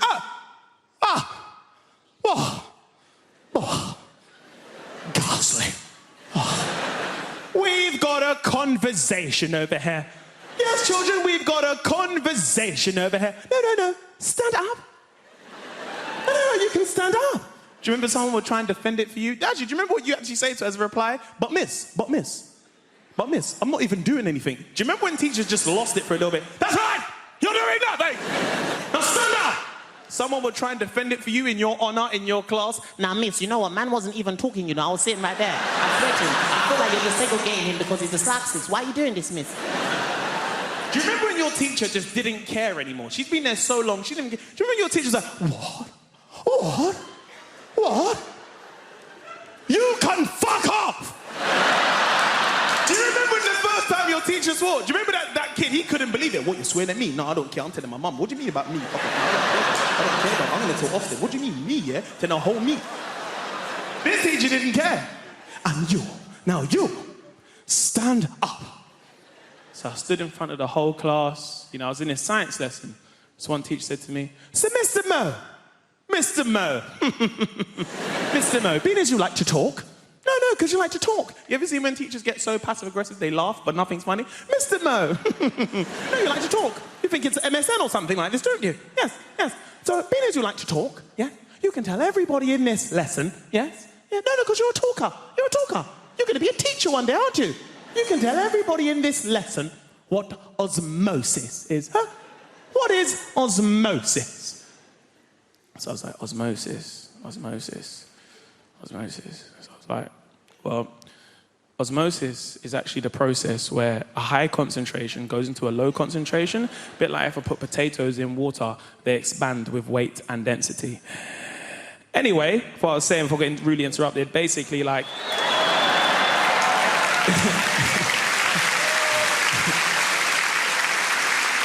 This old teacher lost her mind. Do you remember the teacher got so angry they start shaking, but they shake so much their turkey neck would shake at the same time? Do you remember that teacher? How dare you? How dare you, in my lesson, on the day of the Sabbath? The Sabbath? The Sabbath? It's Orange Wednesdays. What's this Sabbath thing about? What's that? How can I get involved with that stuff? Do you know what? Get out right now. You can get out right now. So I never forget, you know, I'm walking outside the lesson, you know, spudding some of the guys in the way. Don't know. Oh, do you know what? I've had enough of being treated like this. I've had enough of this, because right now, I'm in year 11. Soon I'm going to leave. I'll be in college, earning some real money, making some EMA. I've had enough of being treated like this. Yeah. And I said to my teacher, I said, you know what, miss? I'd actually be learning if you was doing your job, which should be teaching. The whole class simultaneously went, oh my days. But I got Sky TV now, which is excellent. You can pause live TV, just pause it. The people at home now can just pause it, and it's a perfect pause. Not the old sort of 1980s VHS pause. That was a very different story, wasn't it?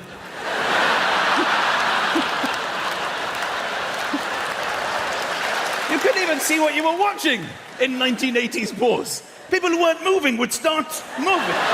Wasn't even moving in this scene. People in paintings would come to life. I'm in a painting! But then once you pause it, it's quite exciting because you can watch it back at like ×2 or ×6 or ×12 or ×30, which makes boring programs quite entertaining. Like in the tennis, you can forward the changeovers. Watching Andy Murray eating a banana in ×12 is quite exciting. I watched Deal or No Deal in ×30. It really whizzes along. I watch all TV. I watch TV just to slag it off, to be honest. Dragon's Den winds me right up. I know you're rich, dragons. You don't need to bring your cash with you. They sit there with cash on their tables. I'm so tremendously wealthy, all my bank accounts are full. I've had to bring additional funds with me tonight. What about you, Theopathetus? Have you got money on your table? Oh, I'm completely loaded. I've thrown money up onto my table, that's every time. What about you two dragons? Oh yes, you've got a lot of cash here. All right, bring in the first poor person, let's see what they've got. They come in trembling. Hello, dragons. Please, can I have some cash for the ideas in my brain? I feel sick just looking at poor people. At the state of her clothing. For that reason, I'm out. What about you, Theopathetus? Are you out? I will be out, but I'm going to humiliate the bitch for 15 minutes. Then I will declare that I too am out. I'd like to go on Dragon's Den with a shotgun. Just stand there, pointing it at each of them individually, till one of them goes, so what's your idea? Quite simple, put that cash in this bag, all right? You get no equity. I like some TV. I watch it till the bitter end, literally like the early hours of the morning, till the signing zone, the death zone. That's when you know it's probably time for bed, you know? When there's somebody in the corner whining. You feel a bit like, this isn't really for me. They almost look at you like, come on, you could have watched this in the day. It's probably bedtime for you. Deaf people have been asleep all day to stay up for this. Have some respect. I like it when there's no dialogue in the show and they watch TV with you.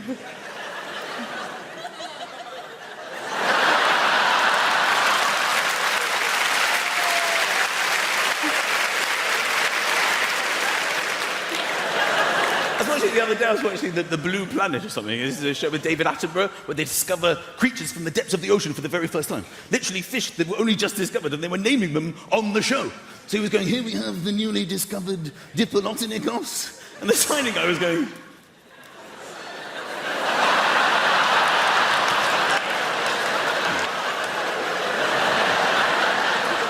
He resorted to impersonating the fish. It was hilarious. The fish was swimming, he was just underneath going...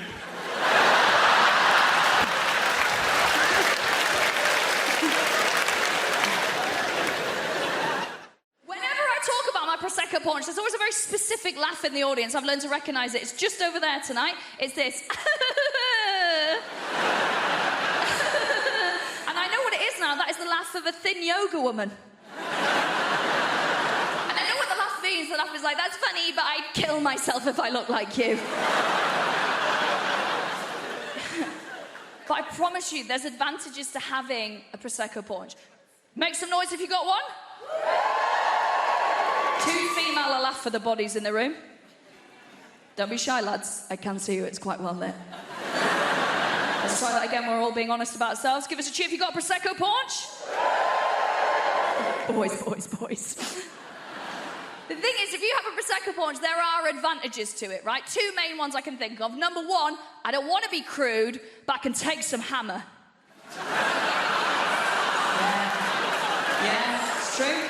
I can give you a list of names that can attest to that as well. Not surnames. Now, the other thing is my Prosecco paunch always gives me the greatest slice of joy, right? You know those 3 incredibly hot days we get that we pass off as the summer, right? I absolutely love those because that's when I get all my tanning done. I'm taking it very seriously. I go and get a chair from the kitchen. I go and put it slap bang in the middle of my garden, right? Because all the sun hits there. I've not got outdoor furniture. I'm not a Tory. So I pop it there. And then I get as naked as is legally possible. So I've got full spaniel's ears out. Smallest knickers I can find. You might be worrying about me now, because this is obviously filmed in London. I live in the countryside. I've not really got neighbours. I've got one lad who can see into my garden. He's depressed. He's not looking out his window for 3 weeks. We're fine, right? I also get very precious when I'm doing my tanning, right? Very precious. So what I'll do is I roll my knickers down as small as I can get them, because I'm like, I don't want tan lines, actually. I don't want tan lines. I've got a bush like a badger, but I don't want tan lines. It's got TV. I don't want tan lines. I'm not allowed near cows. So I lie there, drinking it in, and as I lie there, think to myself, you know what? I am going to get up, and I am going to go to the freezer, and I am going to treat myself to a 3rd Magnum of the day. Because I'm a special princess, and I do deserve it. Thank you. But all the people who are allowed ice cream up there in that one section. Lactose intolerant in the stalls. Closer to the toilets, it makes sense. So I'll decide I'm going to treat myself to that Magnum. And then I'll wait another 40 minutes till I can actually be asked to get up and get it. And then when I get up and get it, this is where my Prosecco paunch really steps up. Because as I stand up, I will hear the sound of my own gunt peeling off the top of my own leg. Yeah, don't go, Don't pretend you're not turned on. It's embarrassing. It's an incredible noise. It's like this. That's my mating call. It is. I just see a row of bald heads along the fence like that. Just divorced dads who are like, is that low self-esteem I can hear? Do you want to come to Pizza Hut and be a mum for 2 hours? The problem is the builders, my dad's mate, he's a proper geezer, proper South East London geezer. One of those builders that, you know, that walk? Just walks like that. His legs like he's got a pool table between his legs. And he walks like that, and also he's got those really thin jogging bottoms. You know, those like grey jogging bottoms that builders wear? I don't know where they get them from. They're so thin, and it just grabs onto anything that's there. I feel like I'm getting stared out by his knob and balls as he comes in. And sometimes it's weirder than him being naked. I don't know why. It feels more intrusive. He's like, hello, son, what we got here? I don't know. Everything's walking around like that. I reckon I could draw his knob and bollocks from memory better than mine. So he's coming like that, and I'm like, oh, God. I go, do you want a cup of tea? He goes, yeah, I'll have a cup of tea. I went, how many sugars? He went, 13. That's not a cup of tea anymore, it's a pudding. That's an Angel Delight of a tea bag, innit? 13 sugars, I'll make sticking it in. It's about 3 quid's worth of sugar. He's only come round for a quote, it's already cost me. I put 14 in to test him. Give it him. Went, it's a bit sweet, isn't it? You winding me up, you know me on 13, you greedy bastard. Old type 2 Terry's come round and it's a bit sweet for him, is it? When you're going to do this job? I want it done before your foot comes off, all right?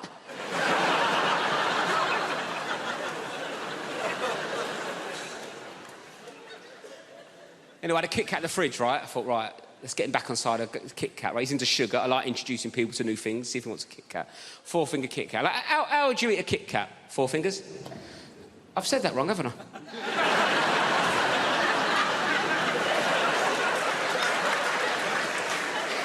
I thought you looked at me funny. Sorry, I said that like it was your name.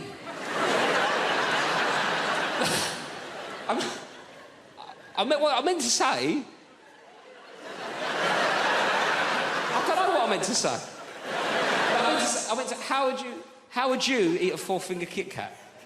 But I went, how would you eat a Kit Kat? 4 fingers.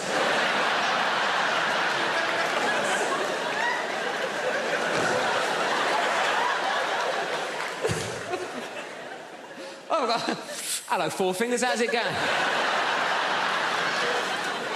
Who needs thumbs, eh? Me to smoke by the looks of things. Sorry about that. Not an ideal nickname for a young lady, is it, really?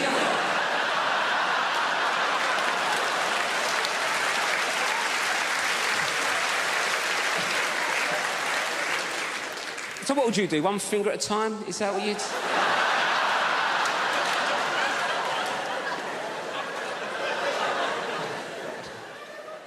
Should we start again?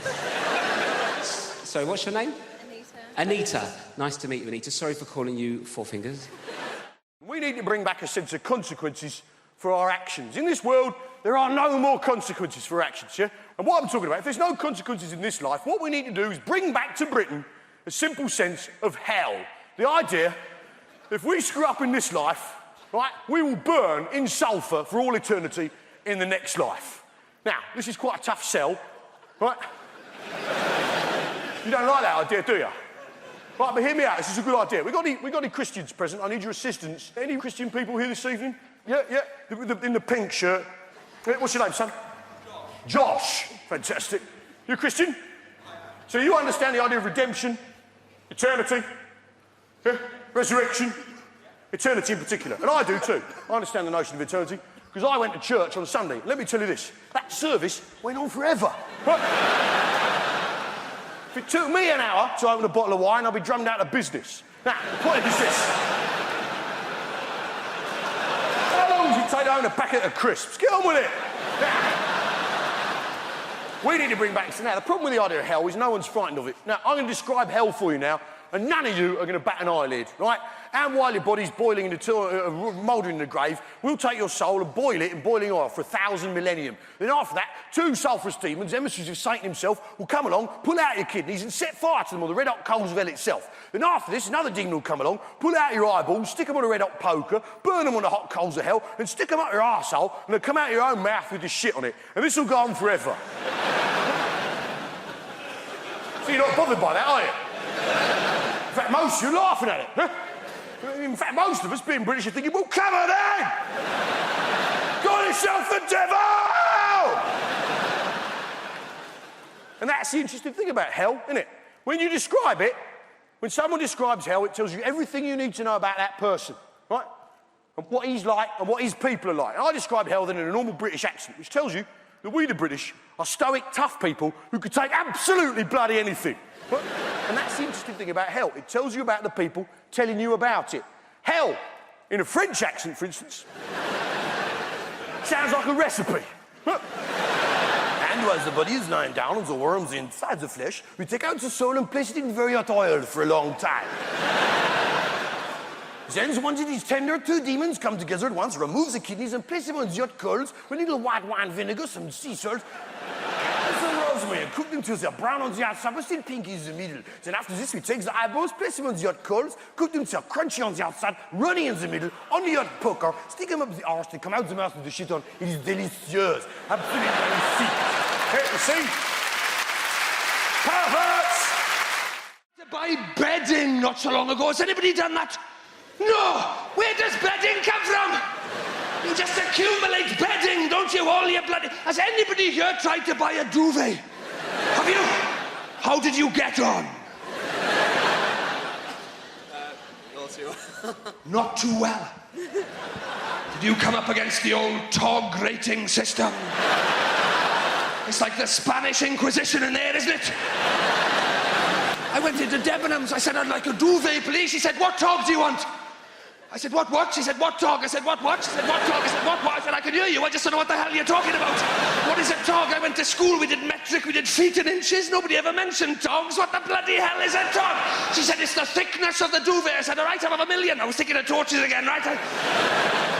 She said, you can have 8, 10.5, 12. I said, 0.5? 0.5 of a TOG? Now you're giving me 0.5. I don't know what a TOG is. How am I supposed to know if I want 0.5 of a TOG? She said, well, when are you going to be used there? I said, at night. Why do you think I'm going to be used there? It's a duvet, isn't it? When do people normally use duvets? I think I only go to bed at Friday lunchtimes or in the ad breaks or when Jupiter aligns with Mars. It's a duvet. She said, but will you be using it 52 weeks of the year? I thought, no, I'm going to sell it to cash converters and buy it back every now and again. That seems to make a lot of sense. She said, if you're buying it at this time of year, get a 12.5. I said, what do you mean if? What do you mean if I'm buying it at this time of year? I'm here, aren't I? What other time of year can I be buying it? I said, you're here, I'm here. This is the sale. This isn't a dry run. This is Debenhams, not the Italian job. I'm not casing the bloody joint. Let's do it now.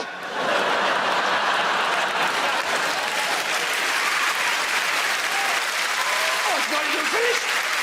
I'm not even halfway through. She said, well, how much do you want to spend? I said, if you're selling it now, about £30. She said, oh, you'll have to have feather. Oh, you'll have to have feather for that. Oh, you'll have to have a feather one for that price. I said, that's all right, I'll have a feather one. That sounds all right. Oh, no, they get a bit prickly. Oh, did you have this? They get a bit prickly, the feather ones. It's the quill bits, you see, the quill bits. They get a bit prickly. I thought, well, what the hell are you doing filling a duvet with prickly quill bits? I can't think of anything worse to fill a duvet with than something prickly, unless you've got them out the back full of stabby things or burny stuff.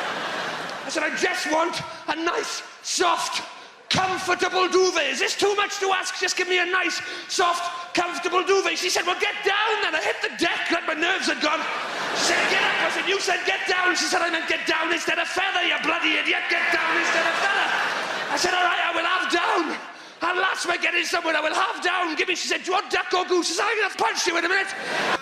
You know what? This is true, this. I actually was at a charity auction about 3 weeks ago, and they were selling off at this charity auction the opportunity to be a mascot at Anfield. And I kept on bidding, and it was getting close between me and another fella. And it got to the point where they said, look, we're going to have to have a word with you because only one of you is going to win it, and this is getting a little bit silly. And he turned to me and he said, OK, we're going to have a word with the both of you. He turned to the other fella, he said, the child who will be the mascot, how old is he? He said 8. He turned to me, he said, the child who would be the mascot, how old would he be? I said, 42. I was so desperate to walk out at the match all nans with Steven Gerrard like that.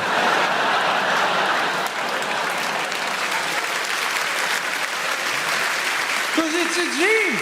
And it's a dream that never ends. It's a dream that never ends. That's what women don't understand. Women don't understand that men live in two worlds. We live in this world, the one that you see, and the other one, the one that's in our head. The one where everything's still possible. I would say now that there's men in this room still waiting to get bitten by a spider to find out you've got superpowers. That's what we're like. That's why when you go to football games, you always see fat, bald, middle-aged men wearing replica football kits. And you know the first time they put that shirt on, you know they looked in the mirror and thought,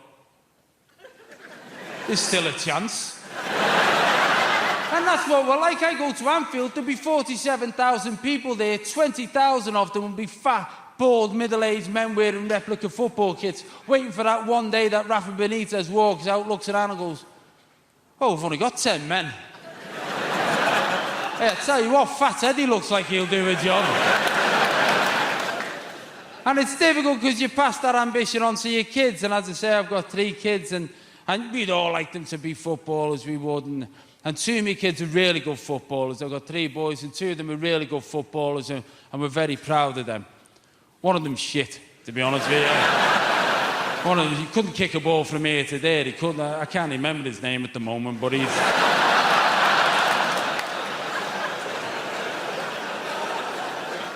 And he went to school one day and he come home, he said, Dad, you know, instead of doing PE today, you know what we did? I said, what, son? He said, we did a thing called ballet. He was about 11 at the time. I said, what? He said, we did ballet. And I know what ballet is. I've seen Billy Elliot. I know what ballet is. I said, you did ballet, son? He said, yeah. I said, what was it like?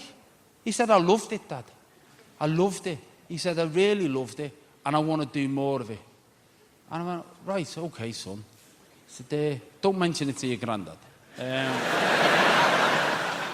But you want your kids to live their dreams, don't you? And I said, okay, son, we'll have a look into this. And I found a ballet school not too far from ours. So what I started doing is of a Saturday morning, I'd take the other two to football, and then I'd drop him near.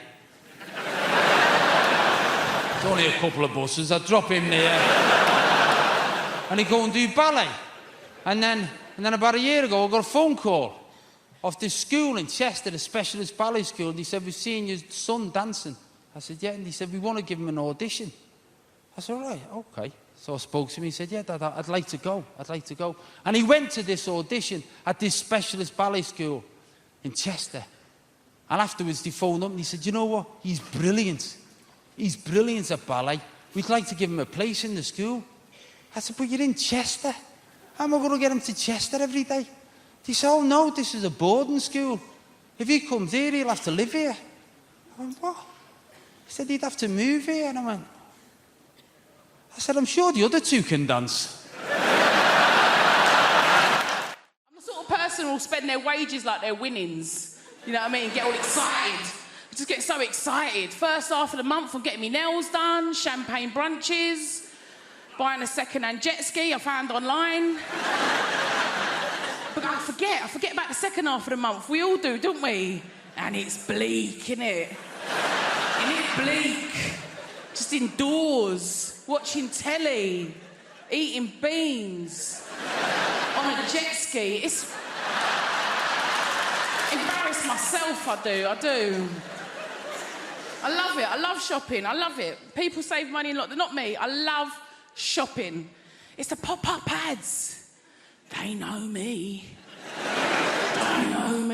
I don't even resent it. Oversized smock midi dress with pockets. Yes, please. I'll have another one of them. Thank you, algorithms. Love it. Thank you. Because they're all watching us, innit? They're all watching what we're doing, listening to what we're doing. People don't like it. I don't mind it. I use it to my advantage. I'm like, I need a shed at the minute. I'm like 6x4, pre-treated timber.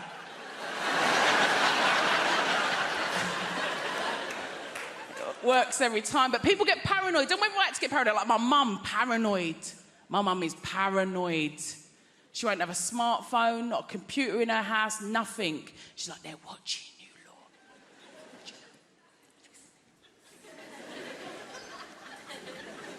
I said, it don't matter, does it, Mum? I said, it don't matter if you ain't got anything to hide. Do you know what my 73-year-old mother said to that?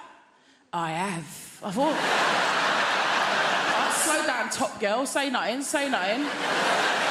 Nutter. She's right, of course she's right. You had to do what you had to do to get through lockdown, that's what I say. Do you know what I mean? People were stockpiling. I've got 3 kids. There was no such thing as stockpiling with 3 kids, let me tell you that. Every other day I was going out for more Jack Daniels. I don't know. It's got to be done, though, innit? I just know what it is. Now we've all got all our freedoms, I'm worried about myself because I feel like nothing's actually as fun as you think it's going to be. Maybe it's me. There's a lot of stuff I don't get, like Brighton and tapas. Maybe it is me. But I feel like other people are pretending to have fun. Do you know what I mean? Spa days. Do you like spa day? I don't think you do. Brunches? Girls, how have we signed up to 50 quid brunches? How has that become a thing, a standard? When did that happen? Not even birthdays. It's mad. I'd rather get drunk with my own scrambled eggs. Do you know what I mean? Holidays? You bothered about a holiday? No, I'm not. Again, I think you like the idea of a holiday. Do you know what I mean? I like looking for them, booking them, actually doing them. Hard work, I think. It's true though, isn't it? Do you know what? I think I would genuinely rather be hospitalised. Can you imagine? Food, drink, drugs brought straight to your bed. That costs hundreds in Ibiza, hundreds. I'd start clapping for the NHS again. I would. I love it. There's other younger people in the room, right? You know what I mean. You have only ever known a time in your life when you're trying not to get pregnant or trying not to get somebody else pregnant. And I don't want to blow my own trumpet, but on both accounts, I fucking smashed it. I think it comes down to skill set at the end of the day, doesn't it? People are just good at different things. Some people are good at the violin. Some people are good at parallel parking. I was very good at taking the pill. Every day, every day, every day. Honestly, I used to think I was so good at taking the pill, I deserved a reward. Arguably, there was a reward. It was the reward of not having to watch Peppa Pig or cleaning up another human's shit. Tell you what I don't understand, right, is women who are on the pill and forget to take it. Don't get that. Because don't get me wrong, I forget things. I forget my keys, my wallet, the fact I'm married. Sure! But forgetting to take something that can prevent you from creating a human that could one day say, turn the machines off, is what she would have wanted.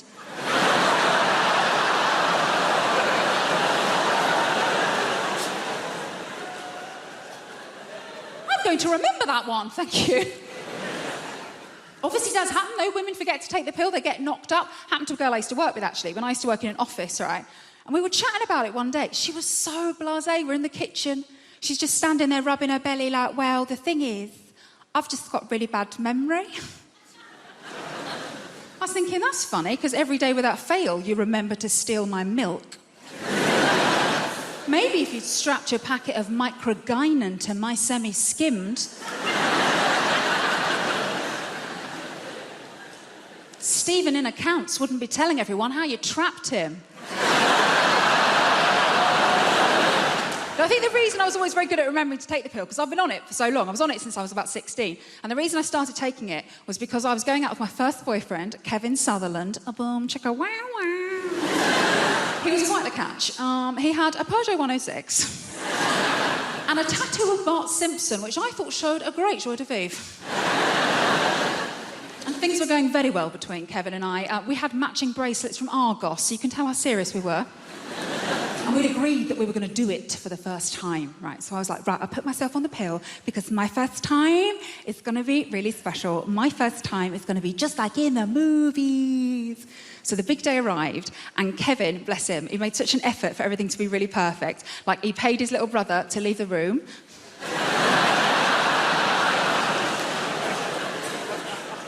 To this day, the most romantic thing a man has ever done for me.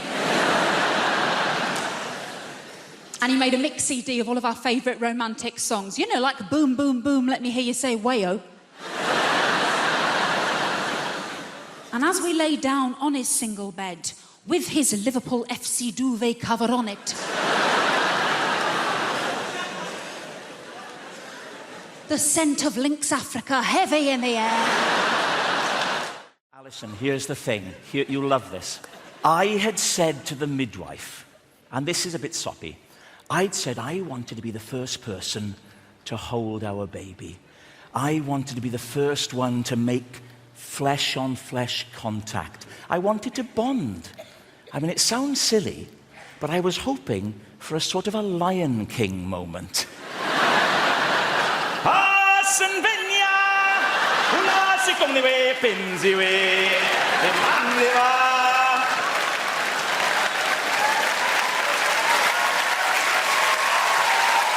what I wanted.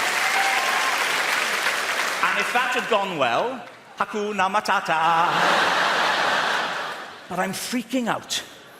So the head hangs there for about 10, 12 minutes. Finally, the midwife says, it's almost here. It's time. If your wife gives one more push, he'll arrive. So my wife went, yeah. Baby went, I put the TV to mute. And I leapt across the front room. And I caught him. And I was the first person to make contact with our son. It was a little boy out, and he was there in my hands, all warm and new. And it's one of the most overwhelming things you will ever do. And I tell you now, I was in pieces. I was in floods of tears. My wife was crying. The midwife was crying. And your mind just becomes a mush. I mean, to this day, I can't explain why I did, what I did, next. It was so emotional. Maybe it's because I'm Welsh, I don't know. But I went...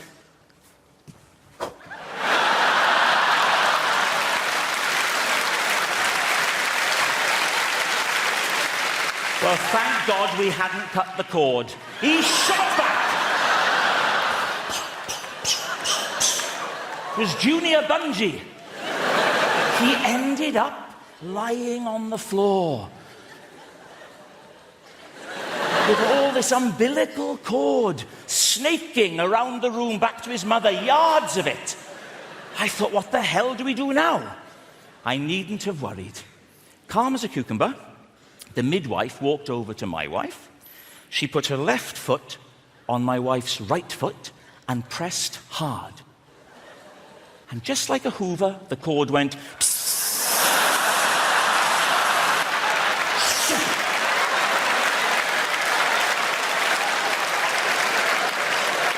that's why we called him Henry.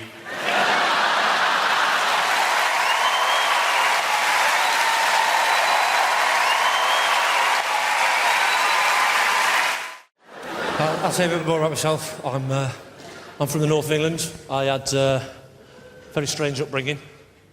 My dad, he was very old-fashioned. When my sister had her menstrual cycle, he made her go and live in the shed, claiming that she was the evil seed of Satan. It's a little bit old-fashioned, isn't it? It's very sad. My sister died very young. She drowned.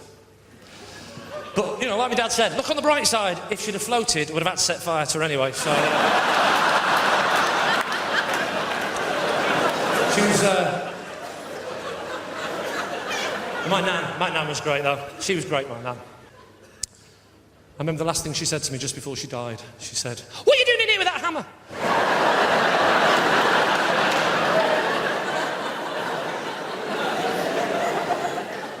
Do you ever do that thing when you're a kid where you try and slip in swear words in front of your nan to try and impress your mate? How many swear words can we fit in without nan not noticing? I'll go first. Anyone for coffee, nan? Anyone for coffee? Is it half a cup? Fuck up! Fuck up, is it? What time is it? 10 past 2. 10 past 2? Do you expect me to believe that? It's jolly well possible. Anyone for coffee?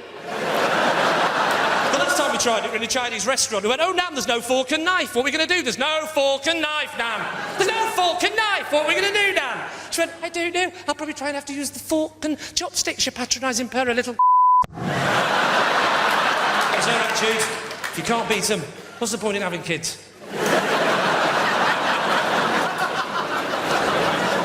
I'm obsessed with swearing, though, because this is great, because this show's going out after 9:30. Well, it is now, but this show's going out after 9:30, right? How did I know it was CBeebies? No, it's going on after 9:30, and... I love the fact that...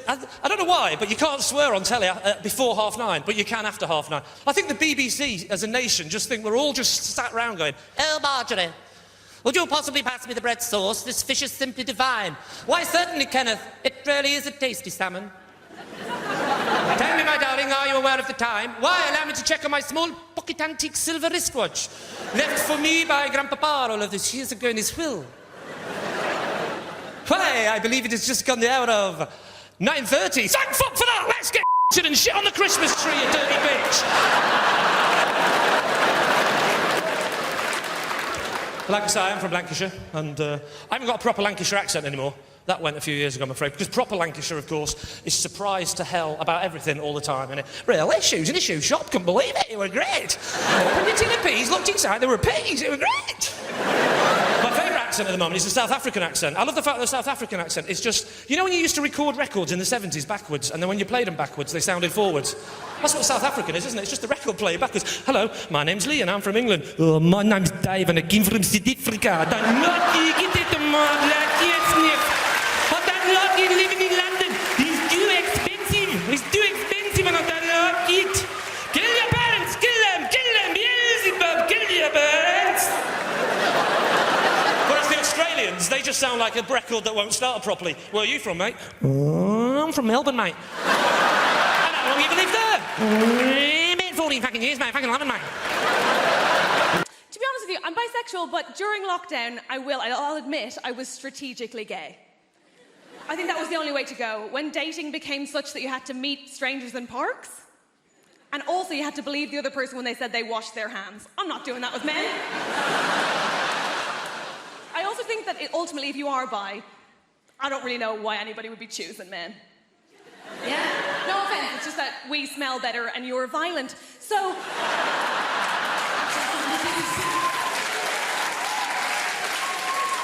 The men who don't laugh at that unnerve me most. Yeah, okay. Good lad, join in. Okay. There are good things about being broken up with. I think one of my favourite things is that I had to get my house sorted, so I got a bunch of DIY done.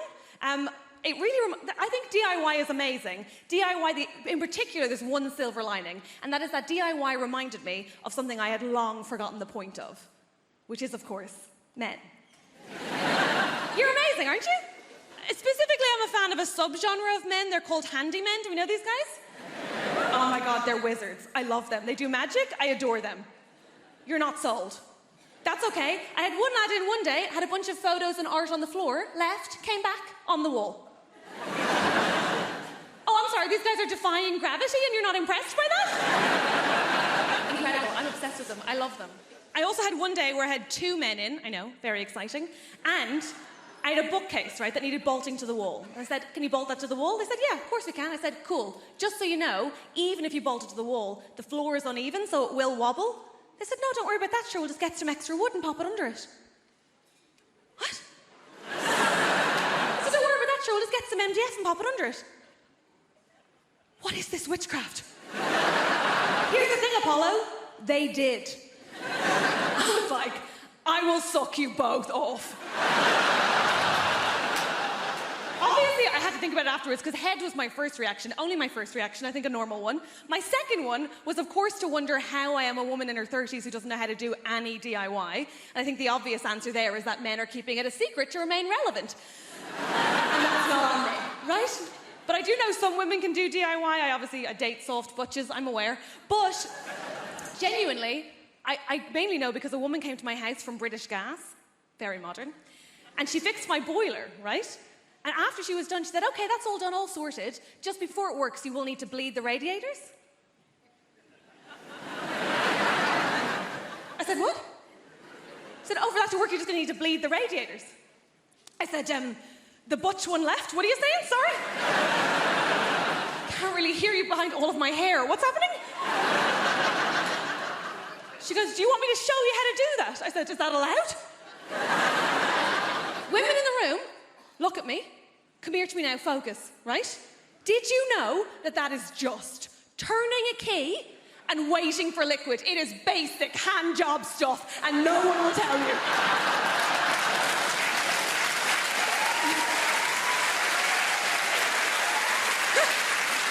Here's the thing.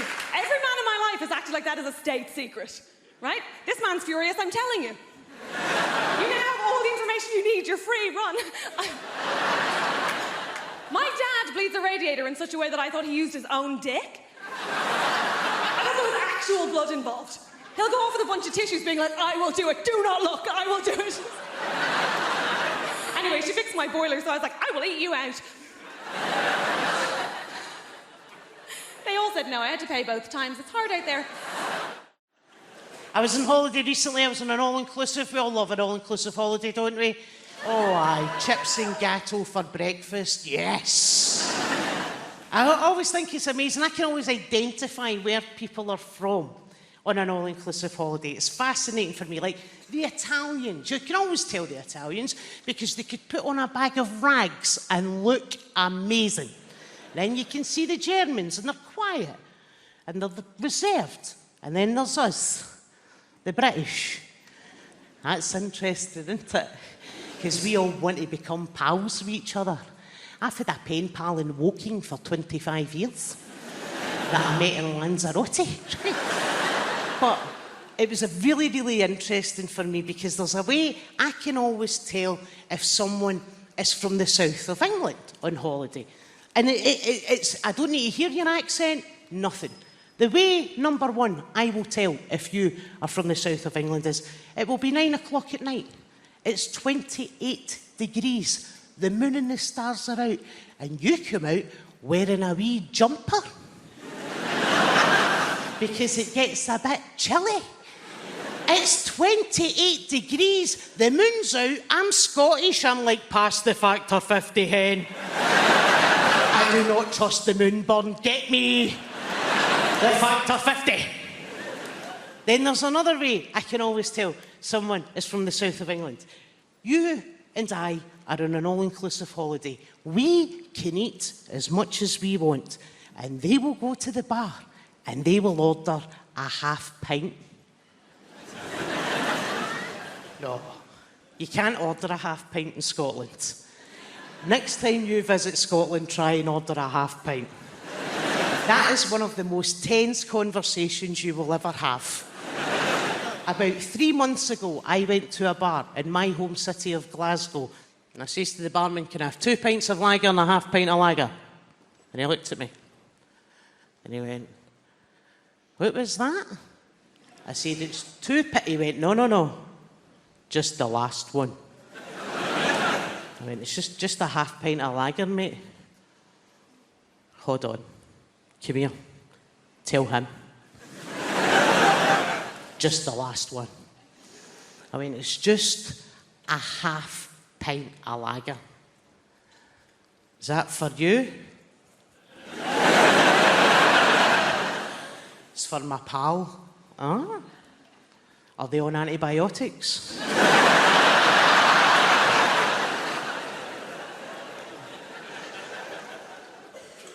Are they pregnant? Would they like a colouring book and crayons with that? My girlfriend said to me, have you been having sex behind my back? I said, who the fucking hell do you think it was? And another thing, it wouldn't kill you to look round once in a while, check how I'm doing.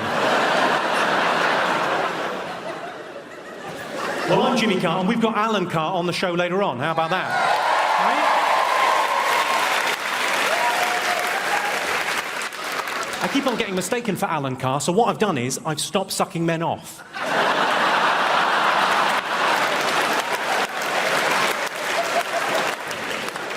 Don't get the wrong idea. You know, I'm a very gay-friendly act. I was asked last year to judge Mr. Gay UK. I said, no problem at all. He's against nature and against God, and he's going to hell. Right, who have we got in the audience this evening? We've got Nikki Hamilton-Jones is in. Hello. I've seen your show. Yours is the one where you get ladies naked and then they cry. We've all been there. For me, that's a very successful Friday night out. Have we got James Morrison? Is James Morrison in the house? Where's he?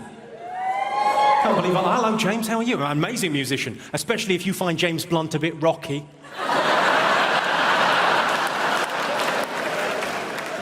You Give Me Something's an amazing song.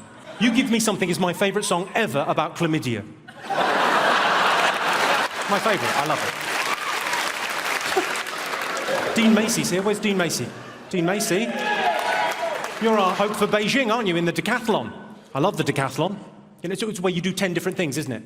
Sort of jack of all trades, master of none. If you don't mind me saying. The 2012 Olympics is going to cost £8 billion, which is, you know, a lot of money. It's probably going to bankrupt London, but you can't put a price on 2 bronze medals in cycling.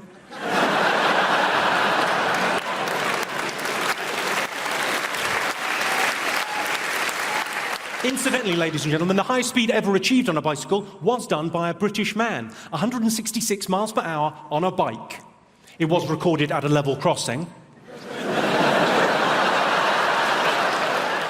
£8 billion is a lot of money. I mean, for that kind of money, we could have another 3 weeks in Iraq. I don't have a stalker, but I do have a woman that sends me pants in the post. Thanks, Mum. People ask me how I relax, so I tell them. I put Smarties tubes onto cats' legs to make them walk like a robot.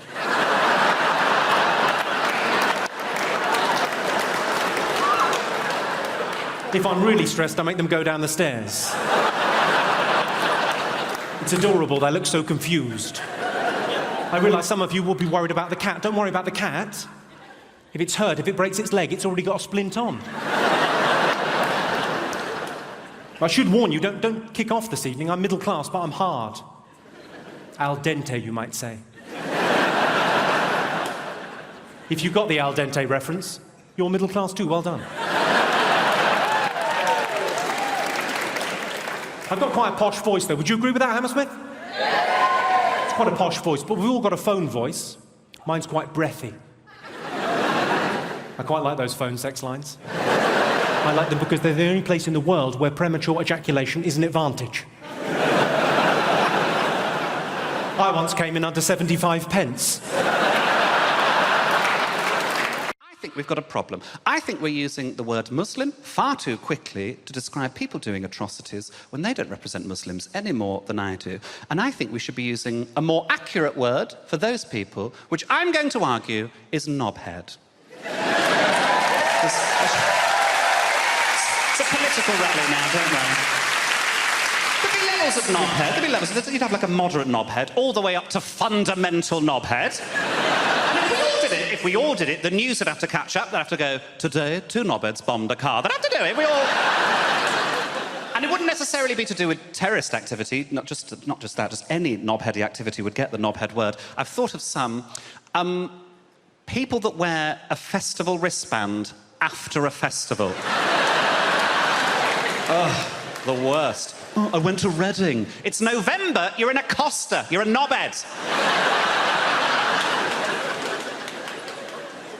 Couples that put a lock on a bridge, you're both knobheads. Sorry, hate that, hate it.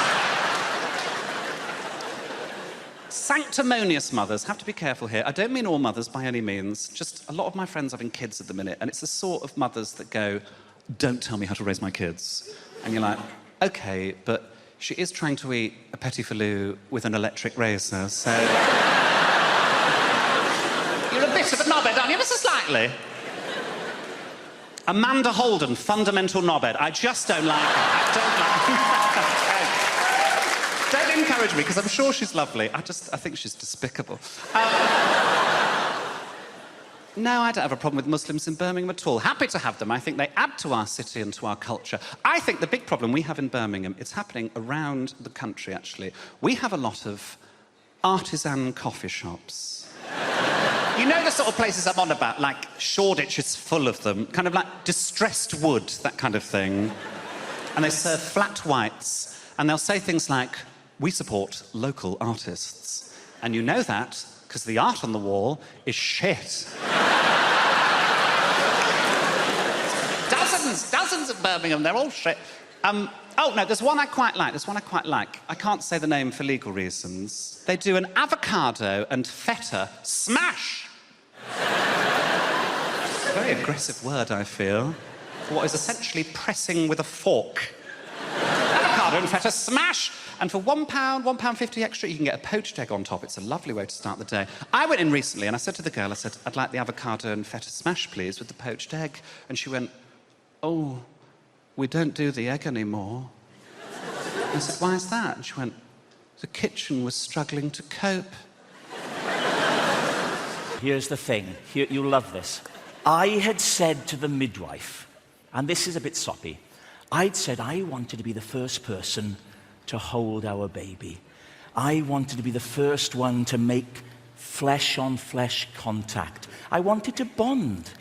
I mean, it sounds silly, but I was hoping for a sort of a Lion King moment.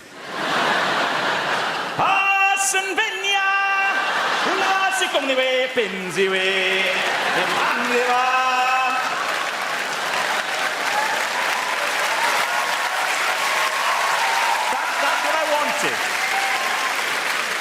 And if that had gone well, Hakuna Matata. But I'm freaking out.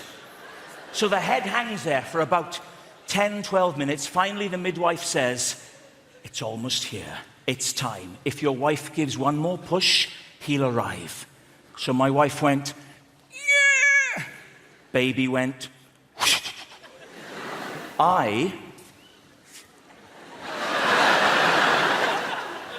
I put the TV to mute. And I leapt across the front room. And I caught him. And I was the first person to make contact with our son. It was a little boy out, and he was there in my hands, all warm and new. And it's one of the most overwhelming things you will ever do. And I tell you now, I was in pieces. I was in floods of tears. My wife was crying. The midwife was crying. And your mind just becomes a mush. I mean, to this day, I can't explain why I did what I did next. It was so emotional. Maybe it's because I'm Welsh, I don't know. But I went...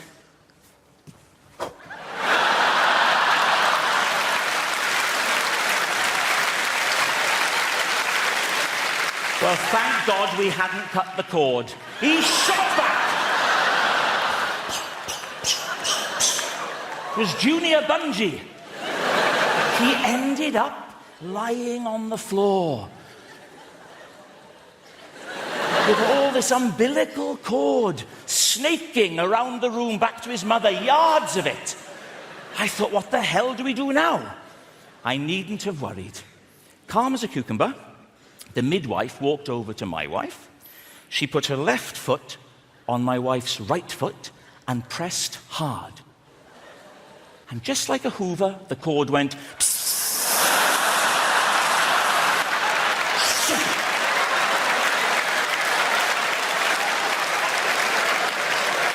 that's why we called him Henry.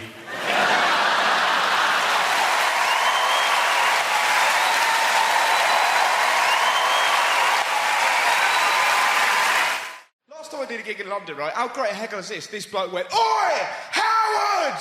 Would you shag your dad to save your mum?" Right? He was so aggressive, it was like it wasn't hypothetical. Like my mum was in a van and my dad was in a harness, you know? What would you do? I panicked and went, "I think I'd shag my dad." And this bloke went, "Oh, tell him then." He worked with my dad. Now, I don't know if you've ever had a phone call that chilling. "All right, son, what's all this about you wanting to bum me?" "Dad, you don't understand. They were going to kidnap Mum." "Well, that changes things, son. Before you start, you best knock me out. You don't want tips on how to bum your dad? Treat me right, son. Run me a bath. Put Radox in it. I'm not your bitch. All right, Dad, I've got to go. Lift my hips up." Weird moment, you know? Dads. I can't wait to be a dad. Obviously, I'm not ready. I'm still afraid of the dark. I think that's fairly crucial. "Dad, could you get my coat?" "I don't think so, son. It's in the cupboard, and that is where the goblins live." "You won't trick me, I'm so wise." Such a child, you know? So, you know that feeling when you're near a wardrobe, there's always part of you going, "Come on, this time." Narnia. It never happens, but... I bet that's an hour of fun at MFI, just no. I'll give anyone in this room 200 quid if they go to IKEA tomorrow dressed as a lion and hide in a cupboard. That's...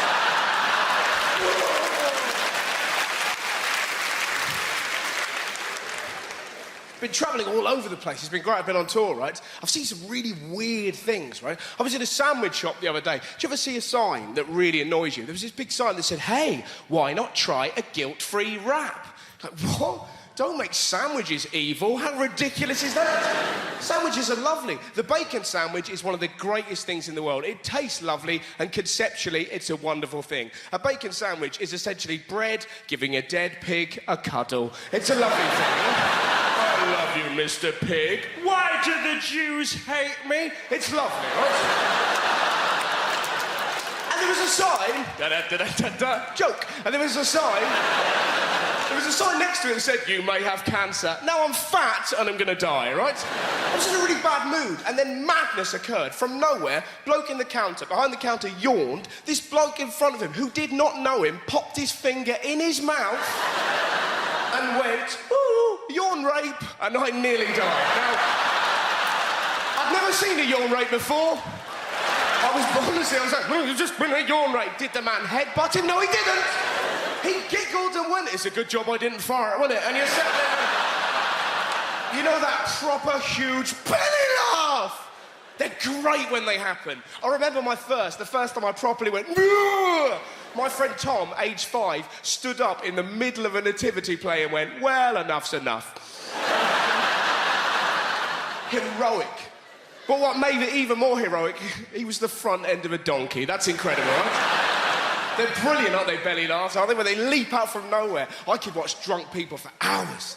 Don't you love it? You know when people are mischief pissed? You know, when they put like a bollard or a cone on top of a bus stop? How fantastic's that? I'm pissed.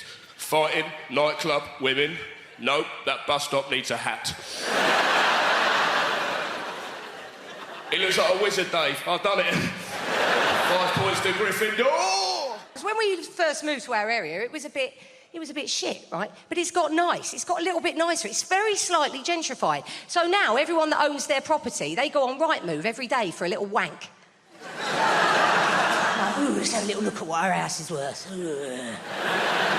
Let's think of somewhere cheaper and put it in and see what we can get for it. Put in somewhere shit, somewhere, I don't know, somewhere up north.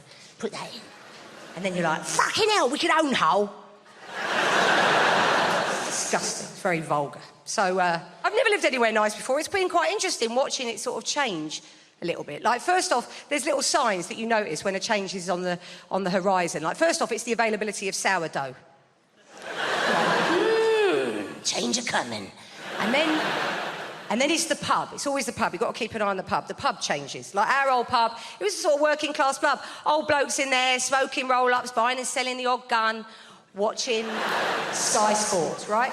But they've all had to go now. They've all been kicked out and the pub's been done up. It's all shabby chic. It's all been done a bit retro. And now, you know, there's like pictures on the wall, old Polaroid photographs of working class blokes smoking roll-ups, buying and selling guns, watching Sky Sports. And you can eat there. You can get food in the pub now. You can get a rustic frittata on a distressed camping plate. Or like a pizza off a bin lid. It's great. Tapas off a plank. Because gentrified people like to eat food from bits of shit in a shed, bits of crap, bits sticking around in a garage. I've had soup out of a bedpan. Nice. I like it. You have to get a tetanus after you've had a meal, but it's nice. And parenting at Christmas time, I worry about my parenting. I don't know if I'm that good at it. I get into rows. I row with my kids. You shouldn't row with kids, should you? It's really frowned at. I said to my friend, I row with my kids. And she said, what do you mean you row with them? You mean you, like, tell them off? I said, no, because that would suggest status, wouldn't it? That would imply I've got some power in our relationship. But I don't seem to have any power. We're in the supermarket recently, getting all the shopping in. I'm quite harassed. I've got other things I need to be doing. One of them's like, no, we don't like pasta shells. We only like pasta bows. I'm like, it's the same. It's the same thing. All of the pastas are the same. The pipes and the bows and the shells and the twists. What are you looking at? I said, you don't give a toss about shape when it's chocolate, do you? No, it's not good. No, because there's no glory in winning a row with a child. Like, if you win a row with your mate, you then tell your other mate, don't you? And then you're like, and then I said, right? And then I said, you don't give a shit about shape when it's chocolate, do ya? And I said it to her face. It's like, oh, well done with your 6-year-old kid. Well done, Kel. And my son loves to play Snap. He loves to play Dinosaur Snap. And he hates to lose, because kids do, don't they? Kids hate losing games. You won't meet a kid that loses a game that's like, no, it's fine, best of 5, let's just go again. So I have to let him win, because I'm his mum and I love him in a sort of oppressive, cloying way. So I have to let him win. He'll lose at things later in life when I can't control that for him. But for this game of Snap, I can let him win, can't I? But it turns out that my reflexes aren't as sentimental as me. So a diplodocus goes down, and then another diplodocus, and before I quite know what's happening, I'm like, snap! Snap! Ha! I'm from Glasgow. If I had to explain Glasgow to you, ginger people. That's why they couldn't send Prince Harry. They couldn't afford the resources required to start developing factor 60,000 sunblock. It's not always the friendliest place in the world, Scotland. I once saw an English guy in Glasgow trying to order a pint of lager and lime, and the barman went, "We don't do cocktails." We can't just be dour, negative bastards up there. John Logie Baird invented the TV, and when people came up to congratulate him, he went, "Aye, but there's fuck all on."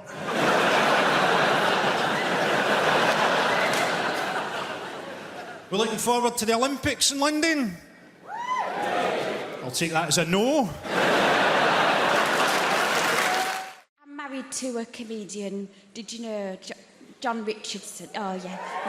You know he is. Do you know, because I'm going on tour, my management company, they took a Facebook advert out and someone said, "Don't read the comments." So I did. There was just one that bothered me, and this guy had put, without trying to be too crude, how many has she had to get the career she's got? I mean, the answer's one, but...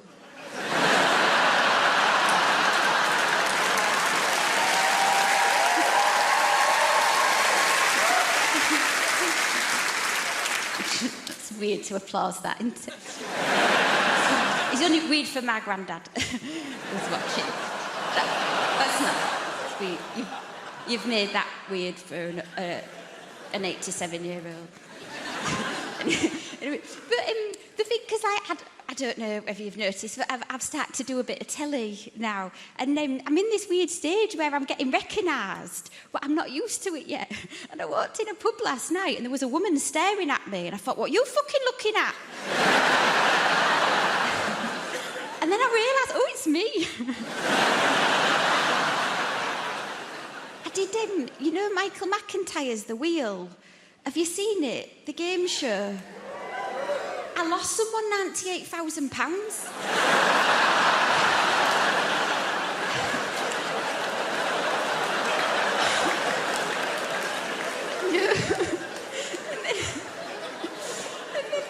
If you've seen the show, you know, they go back down in the ground. When he went down, he turned to me and said, "I've had a lovely day, thank you." That would have slapped me. We're both vegan now. I'm a vegan that likes steak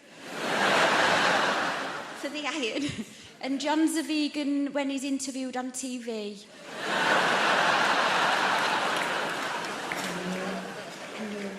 It's a weird life for him, though, you know. As you've seen it through his eyes, the situations we're getting for. Because he's been on TV 10 years. We went and did this gig, you know, in a school. And then we parked up, and he turned to me and he said, "I've got to go." And I was like, "Oh, all right then, just wait till you get in." He was like, "I've got to go now." And he didn't let me get out. He got on the back seat, and luckily we had a bucket because we've been to Seaside. We've got blacked out windows. And I got out, and there was two of his fans waiting for him. And they said, "We've come all the way from Rotherham to see John." They said, "Where is he?" I said, "He's shitting in a bucket in the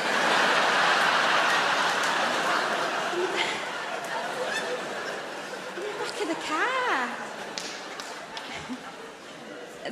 And they said at the same time, "We'll wait." But we're both vegan. And then when we go out for a nice meal, I'll order the steak for the iron. And he'll order butternut squash. And then he'll be looking at my steak and he's not listening to what I'm saying. And so what I do right at the end, I go, "Oh, I can't eat that last bit. Oh, what a waste," like that. And then we just swap the plates round and it's all in silence. And he eats this bit of steak, and the look on his face after he's eaten it is like, you know those Facebook adverts that go viral of the deaf baby when it gets a hearing aid?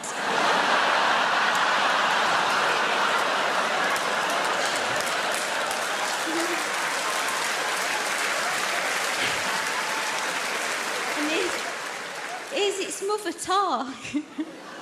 That's what it's like. Liverpool has a strange relationship with Manchester as well. Is anybody in from Liverpool? All right, thought we might have priced you out. Not to worry. I love Liverpool. It's a beautiful city. And I remember when I first went over there, I support Manchester City, right? That's my football team. And I remember going over there in my Manchester City shirt, and I stopped this bloke at the train station. I said, listen, mate, I'm a bit lost. I'm trying to find the docks. Can you help us out? And he turned around and he went... Which is a word in Liverpool, right? Honestly, right? It means you're not welcome, right? You pick it up quick enough, right? Eventually he got to some sound, he went, hey! Because they're naturally witty, they're born with that, right? He said, what are you doing over there in Liverpool?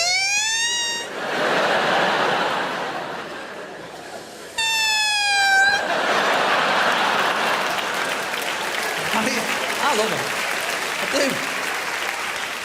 do. Now, at that stage, you're tempted to say calm down, but that makes things worse, right? You don't like that. I was very brave, though. I looked in the eye and said, listen, I asked you for directions, officer. You are bang out of order, mate. Keep it down with it. But football, you know, has that problem, doesn't it? There's a lot of cities hate each other just because of the football. You know, I support City, and obviously Manchester United is our nearest club. And we've got any United fans in? Of course we have. We're in Hammersmith. There's always a United fan. Every gig I do, there's a United fan. They're like rats. You're only ever 3 metres away from one of the bastards. Everywhere you go. Everywhere you go is the red. I love football, but I'm getting to this stage where I'm starting to dislike footballers. I don't know if anyone else has this problem, right? But these like multi-millionaires running around the pitch, you know, every 5 minutes. I've hurt myself. There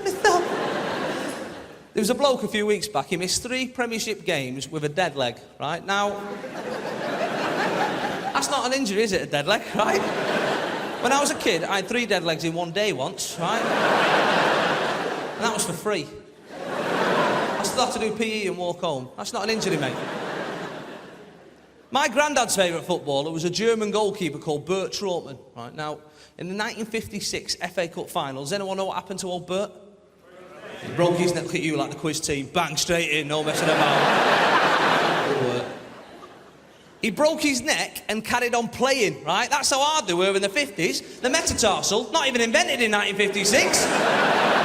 He just got up, carried on diving about with a wobbly head, right? Not bothered. Not bothered. Not these days. It's the fans keep shouting nasty things at us.